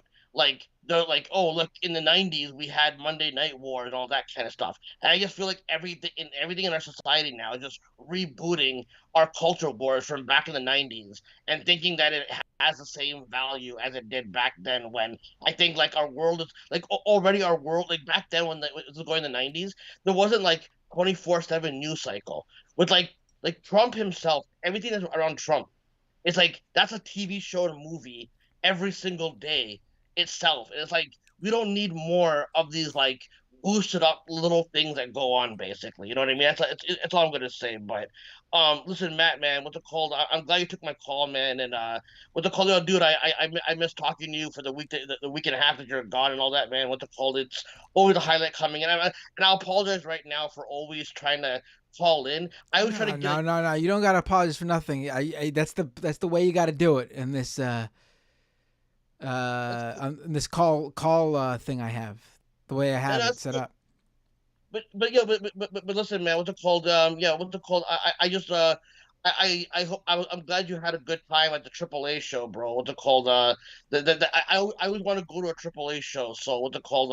I'm glad you got to experience that. What's it called? And the mask is cool as hell. But again, Matt, man, thank you for taking my call. And I know I know to like smarter people sometimes my questions might not be the smartest, whatever. But you're probably the more rational one that can like at least break it down for me. So that's why I wanted to ask you about the whole like the Ukraine and Maui things. I know everywhere else it sounds stupid by me going. No, you don't sound stupid. You ask questions that I guarantee you the vast majority of people in this country are asking themselves when they see this stuff online. So I'm happy that you're asking it. To reiterate, if this country wants to spend money on something, it will, and it doesn't need to. If your refrigerator breaks and your dishwasher breaks in your house, and the family's got to pull their resources together and realize they only have enough money to get one new one, and you got to decide which one it is. You're probably gonna go to the refrigerator, but you got to decide which one is more important. This country does not work that way. It does not pull money from one area to fund another. It just does not work that way. The money being spent on Ukraine, if it wasn't being spent on Ukraine, it would be put into thousands of other things that's not Maui. Because if we needed Maui money, we'll get Maui money. And we'll see that, you'll see as time goes on, Maui will be taken care of. Obviously, does that mean everybody is going to be taken care of? No, of course, people fall through the cracks. And, people, there's all sorts of different, bureaucracy does affect people, certain people, and not everyone's experience is going to be good. And some people are gonna, some people have lost their lives. So, I mean, it's horrible all around anyway. But, and unfortunately, the country also really loves when capitalism steps in to save the day. So I'm sure there'll be a lot of that going on. But I get you. But money will go to Maui. Yes. But I just do what's it called? Again, I know I try to like buy time, but whatever. I just want to say, bro, what's it called? It's always a highlight talking to you, man. What's it called? I'm a lonely dude, so sometimes I just need to talk to somebody. And whenever you're streaming, it's become a part of my regular routine now to check you out and all that, man. And when I get my money situation handled, whatever, I swear I'll become a member of your channel or I'll subscribe to your Patreon, bro. Because you put out good content and I think you deserve more of a boost up and all that kind of stuff. So thank you for doing the content and your community is awesome, man. I like your community too. So I really appreciate all of that, Hansi. And again, take care of yourself, and everything's good on my end. Don't worry about it. I'm just glad you tune in and I enjoy your calls. Take care. Oh, that was so nice. What a good guy. Anyone who says nice things about me must be a good guy. No, Hansi seems like a really genuine individual. I really like talking with him. And honestly, I like that he asked these questions, really.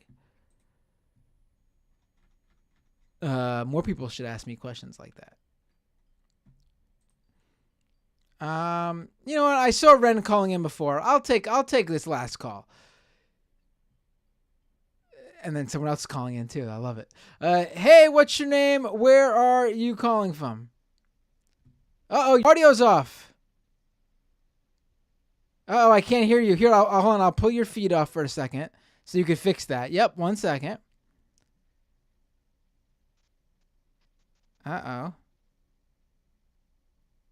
All right.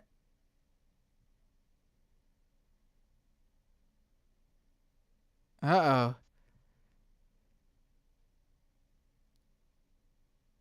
I'm waiting. You want let me take another call and then you'll call back and I'll take your call. But I will take your call. So stick around, okay? You'll figure it out. Hey, what's your name? Where are you calling from? Hey, how's it going? Can you It's hear me? going Yeah, I can hear you. It's going good. How about yourself? What's your name? Where are you calling from? Good. I'm Patrick, currently living in Manhattan. Hey, Patrick, fellow New Yorker. Yeah, unfortunately. Eh, No, I'm just kidding. it's New York is one of those things where to other New Yorkers we'll talk a lot of shit about it, but anyone outside of New York talks shit about New York, and that's it. It's the best Exactly. place to live in the world. How dare you? Yeah. I just quickly wanted to talk about, I don't know if you saw, there was a piece in Jacobin written by a biologist called Charles Roseman about how much Oh wait, Charles Murray... I just realized your feed is your video feed. You want me pulling you up, or you'd rather not be? Whatever you want. All right, cool. And it was a piece in the Jacobin, right? You said? Yeah, by Charles Roseman. I did not see it, but yeah, go ahead. Tell me about it. So the title of the article is How the Bell Curve Naturalized Inequality, and he actually makes a pretty interesting argument. So he, in the article, he stipulates that even if you accept the premise, which has no data behind it, that differences between group means and intelligence are undergirded by genetics, again, there's no evidence for this. Even if you believe that, Charles Murray's suggestion that you can do nothing to intervene on that is ridiculous. So let's say you have a heritable condition with your eyes. Would it not be the case that you could wear glasses? If you're short, would it not be the case that you can use a step stool? If you have high cholesterol that's heritable, is it not the case that you can use statins? So hell, even nowadays they'll even break people's bones if they want to grow in height. Exactly. So and there's extend pretty them, much yeah. there's pretty much no physical trait that you can't intervene upon. So it's pure ideology. I mean, he's funded by these libertarian organizations, but even if you stipulate that there are genetic differences, that doesn't mean you can't intervene. So he's wrong, Charles Murray, on many fronts, and he doesn't know anything about genetics. I need to do an episode. I actually have not done an episode on him. I mean, he's come up in episodes. We've brought him up, but I don't think I've done a full-blown... I'm going to check out this piece in the Jacobin by Charles Roseman. I think will be a good one to read. Maybe have him even. He does a good job of breaking it down. And he's a scientist who studies the evolution of complex traits and issues at the nexus of biology and society. So it seems like he would be perfect for it, too. Exactly. Yeah, that's all I wanted to say.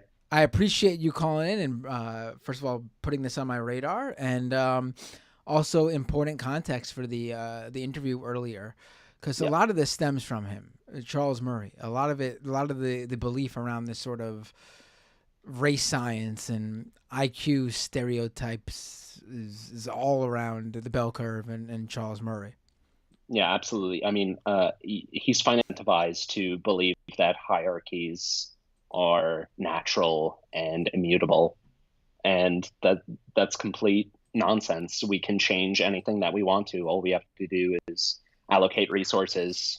I mean, there wouldn't be any homeless people if we had public housing for everybody. So it's very easy to eliminate inequality if we were just to allocate some money. Right. Yeah, it's amazing how they refuse to. I mean, we already see via Charles Murray being a great example how societal forces sway you in various ways and completely basically mold you into who you are, i.e. Charles Murray's entire body of work funded by these various different organizations and right-wing individuals. Yep. Great call. Thank you so much. No worries. Thanks. Take care. See ya. Thanks, Patrick. That was great. And let's see, last call. Let's see if Ren got it together. Hey, you are on the air. Can you hear me? I can hear you. Could I pull you up on the feed? Fucking fantastic. That's great. Oh, sorry if I cursed on your show. No, you're allowed to. Could I pull your video up? Yeah, sure. Pull my video up. Awesome. Great to have you on, Ren. How you doing? I'm calling in because you're a total fraud and you've been silencing me, and you're not listening to the strong progressive and independent voices that want to vote for Chris Christie in the Republican primary. What? Wait, what? Wait, I what? figured we should talk about this. Please, I'm confused. I'm very confused. What's going on here? What have I been missing out on? Well, you see, Matt, if enough Democrats register as Republican and vote for Chris Christie in the Republican primary, we can save democracy. We can do something good here. I've missed out. Is this a thing? Is this what's going on? This is a thing. This is a thing. No, I don't believe you. No, it's real. It's real, dude. People fucking registered Republican to vote for Cheney, which I can kind of understand when the House majority is on the line. One sec, I'm gonna set you down here. I'm taking a pie out of the oven. Oh, cool. We get to see cooking with Ren. Yes, cooking with Ren. What kind of pie is that? It's a wild plum pie. So there are these things called cherry plums that grow in this area of Oregon that I'm at. And yeah, I picked them 2 days ago on the river, and yeah, that just got out of the oven. Wow. I also made myself some dinner while I was listening to the live stream, because Is that spaghetti? That's generally what I do. Yeah, it's spaghetti. It's spaghetti. I'm sure it's good, but I gotta say the pie is much more visually pleasing. I swear I've like made like actual like complicated like folded over 100-time like pie dough before, but I was tired, so I just got the stuff in a box that was like store brand, and it works just as well when what you're focusing on is the filling. I'm distracted by your cooking now. I just can't. Now I get cooking content. It's just you just can't keep your eyes off the food being poured out of the pot into the plate. Even that is visually pleasing. And now you're putting what is that? Is that vinegar? What is that? That's extra virgin olive oil. Olive oil, right. You could tell I don't cook because I don't know my vinegar from my olive oil. Wait, so let's get back to as I'm distracted. But how widespread is this Chris Christie thing? And who's pushing this? Bo of the Fifth Column has given a nod to it a little bit. No. Yes, dude. I love Bo. I love Bo. I would register Republican and vote for Christie as like a joke. Because I see no point in voting for Marianne because she's like anti-vax. And I don't really want to vote for Biden because he's kind of thrown trans people under the bus with basically the federal recommendation for like banning trans people in sports, or like being like, well, I'm fine with it if there's like a competitive whatever the hell, which just opens up the door for them to litigate that. And also with the labor strike, but yeah. It's right. It's funny because there's some people who like actually think that it's going to like make a real difference. But yeah. Yeah, I mean, I don't know. I think as much as it sucks, it's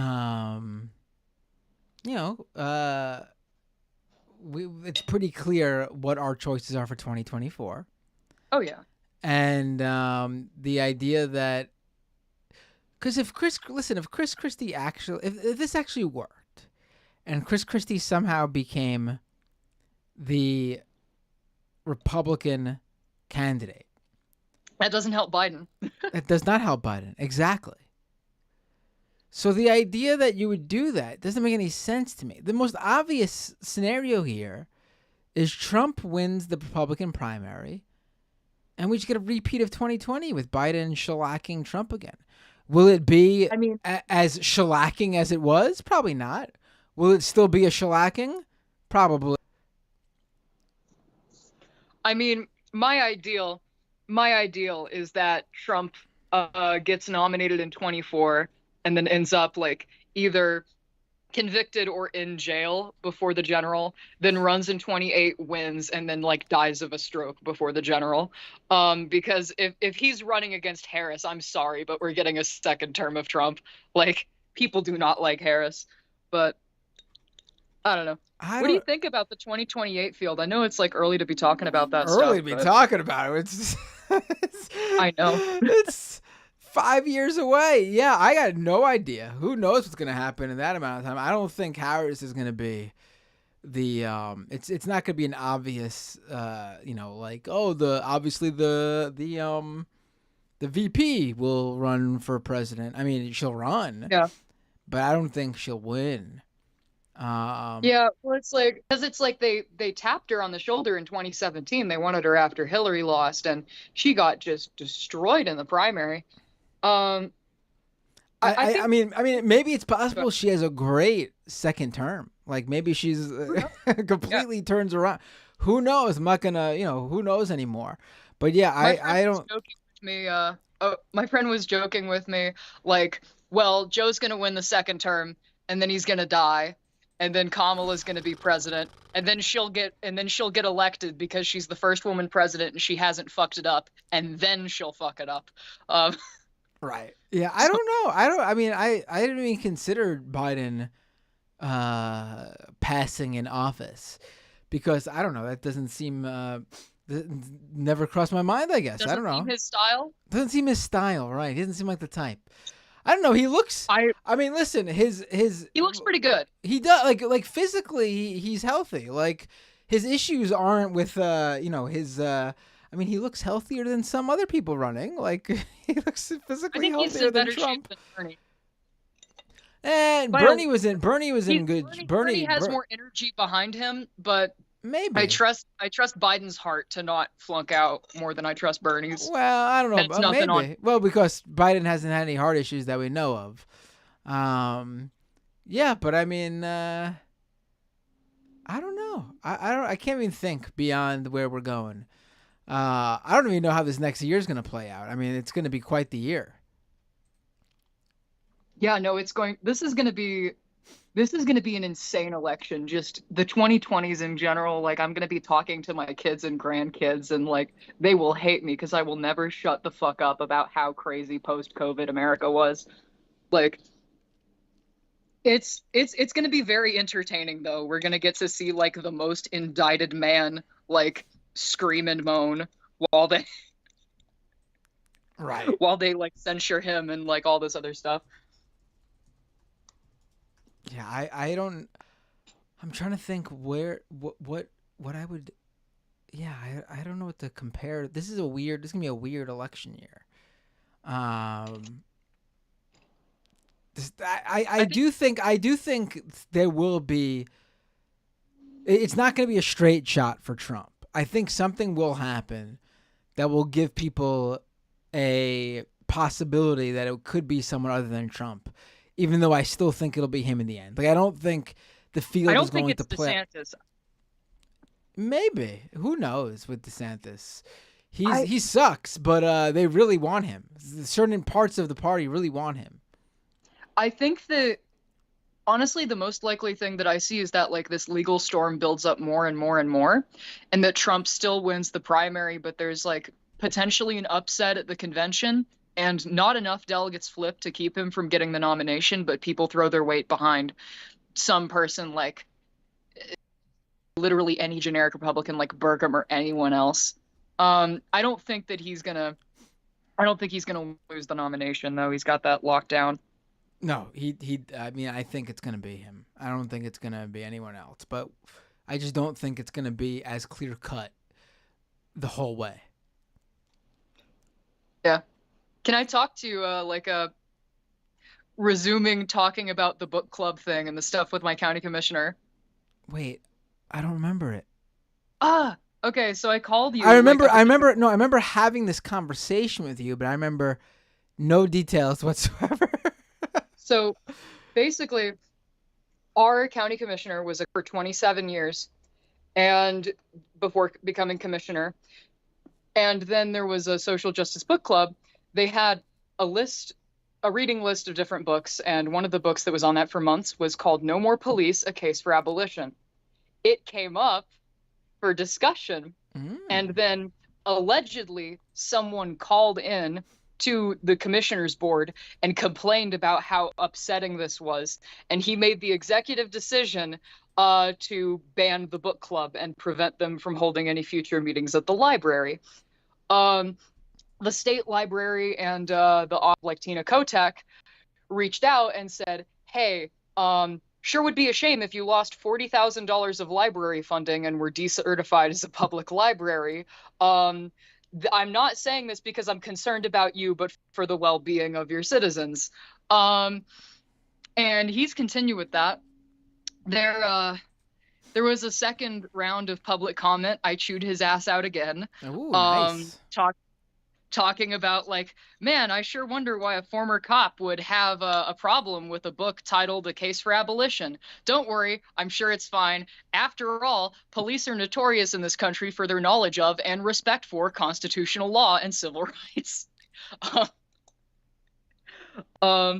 But yeah, it's looking like they're not going to budge on it. So what we're doing is we got the independent bookstore to like order a bunch of copies of No More Police, and we're going to distribute it like amongst ourselves, and then we're all going to go into the library and hold the book club anyway and see what they do about it.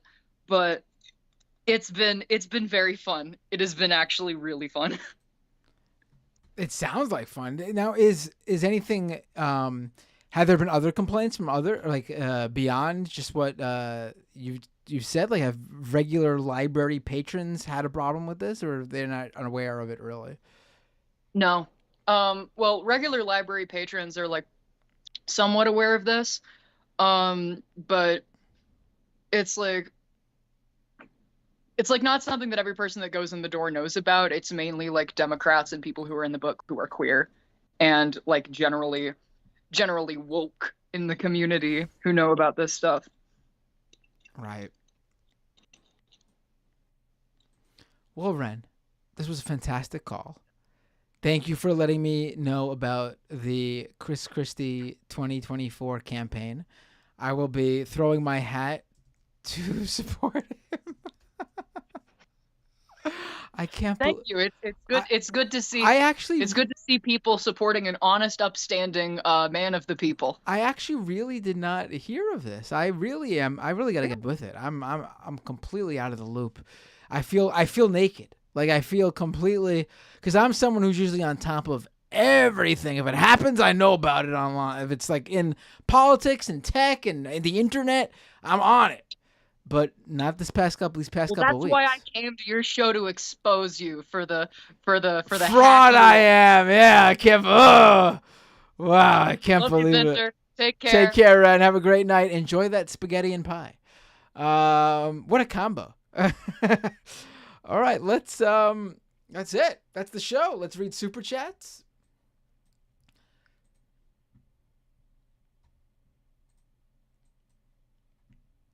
What a great call. What great calls all around. This has been a great episode. A fantastic episode. I've wholeheartedly enjoyed it. Also, I've lost window. Where is the, you minimize it once, and it's gone forever. Here it is. All right, over on Twitch. Ooh, wow. Wow. Oh, I think we did, we hit the Twitch record for my channel. Valinova give out 5 community gift subs. Yanraj, subscribe at Prime. Satiated Skater, subscribe at Prime. 420 Vampire 69, a great username. Resubscribe for 1 month at tier 1. Subscriber for 21 months. Nug Wrangler, resubscribe at Prime. Subscriber for 17 months. Twisted Sick, resubscribe at Prime. Subscriber for 4 months. Yay, says Twisted Sick. Amused Mob cheered some bits. Matt, you call yourself a wrestling fan and call Kurt Angle great. Have you heard his intro music? The whole crowd knows he sucks. Amused Mob continues on. There's a cure for vertigo in the basement of the Alamo. Ah, Pee-wee. But according to Twitch, we hit the, where is it? Hype Train level 4 at 87%. Community contributed a total of 15 gift subs. Thank you so much. Appreciate that. That's awesome.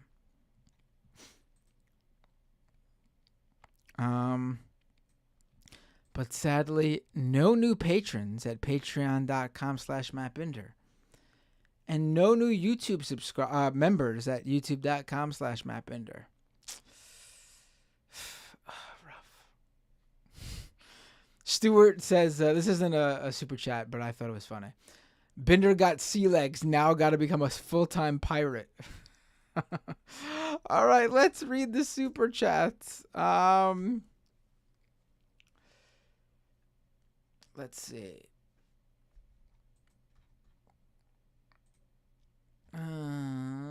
Parker with a super chat. Top 1 or 2 worst WrestleManias in your opinion? Oh my God, I can't even answer that one right now. I would have to look at the card. Damn. I want to say one of those ones in the 90s. The early mid 90s. Like, I don't know why. Like WrestleMania.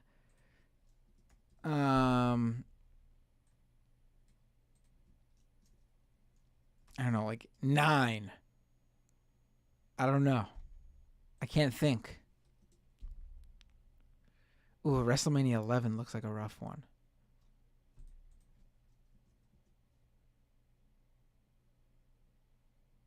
WrestleMania 12.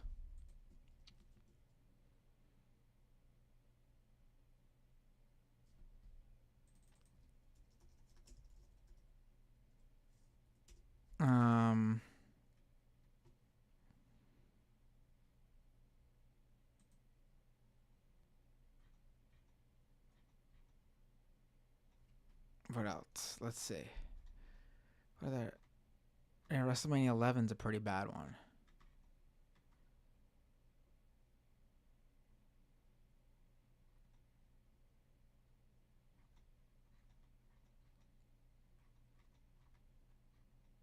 WrestleMania 9, like I said, yeah. Yeah, it was pretty bad WrestleManias.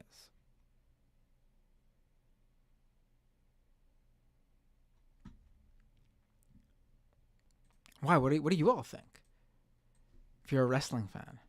Pandemic WrestleMania was pretty bad, yes.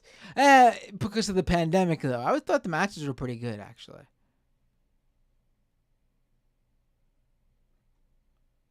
Honestly, I thought they should have just postponed WrestleMania that year. Everything else should have continued like they did. I mean, honestly, they should have taken a break fully. But being that they didn't and wouldn't, everything should have continued except for WrestleMania. Because the whole point of WrestleMania is the whole grand specter and spectacle and all that of it all.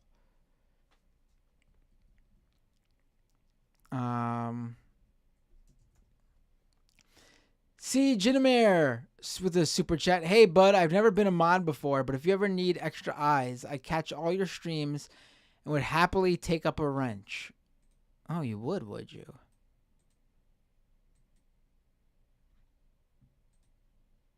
You would you?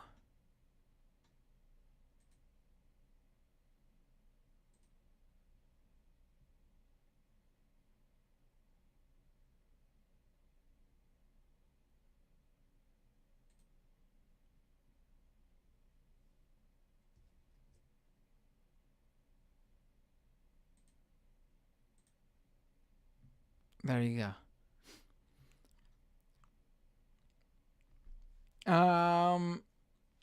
The Stoned Abbott with a super chat. Who's your favorite Beatle? My favorite Beatle? Why, Ringo, of course. Midnight Pizza Man with a super chat. I'm not gonna say it. You riggers, like Trump was talking about. and the Kanye West song. Because people will cut that up, so I'm not doing it. Midnight Pizza Mountain. But you know the one with the song with the word Paris in the title. There you go. Daredevil. The super chat. Matt, please ask Emma to take an 8:04 call on Thursday. Regardless, thanks. DM me on Thursday during the show. Because I'm not going to remember. But I'll see your DM on Twitter during the show. The pro for the super chat. Futurama or King of the Hill? King of the Hill.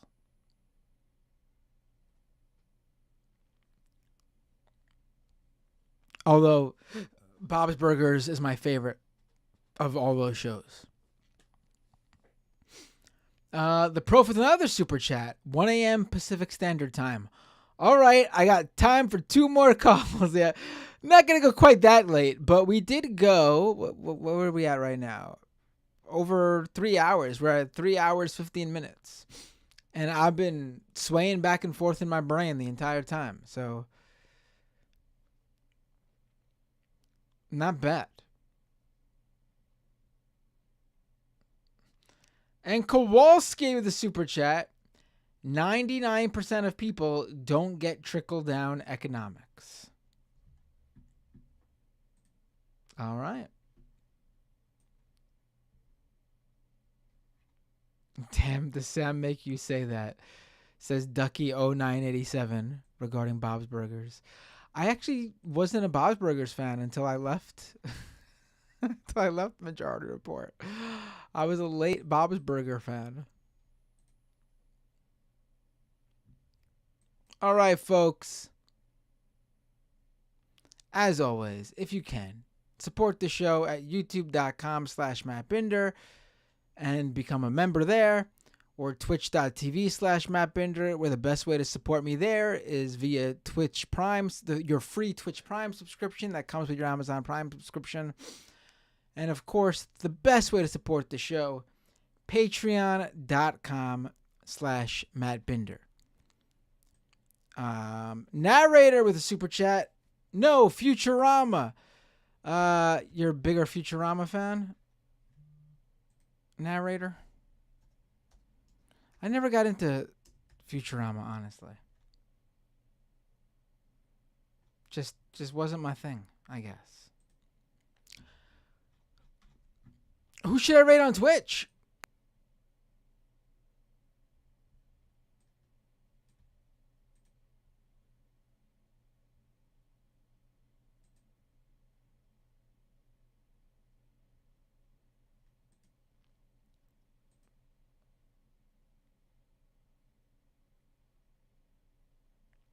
Who should I rate on Twitch? Who's on right now? Let me see.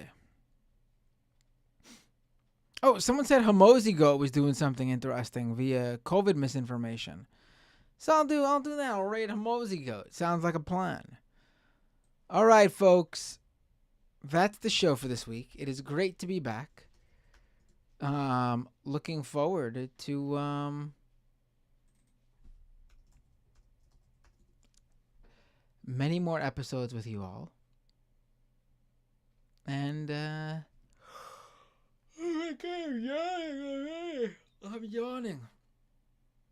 I'm yawning. All right, folks. Let me rate a Mosey Goat. And I will see you all next time on Doomed.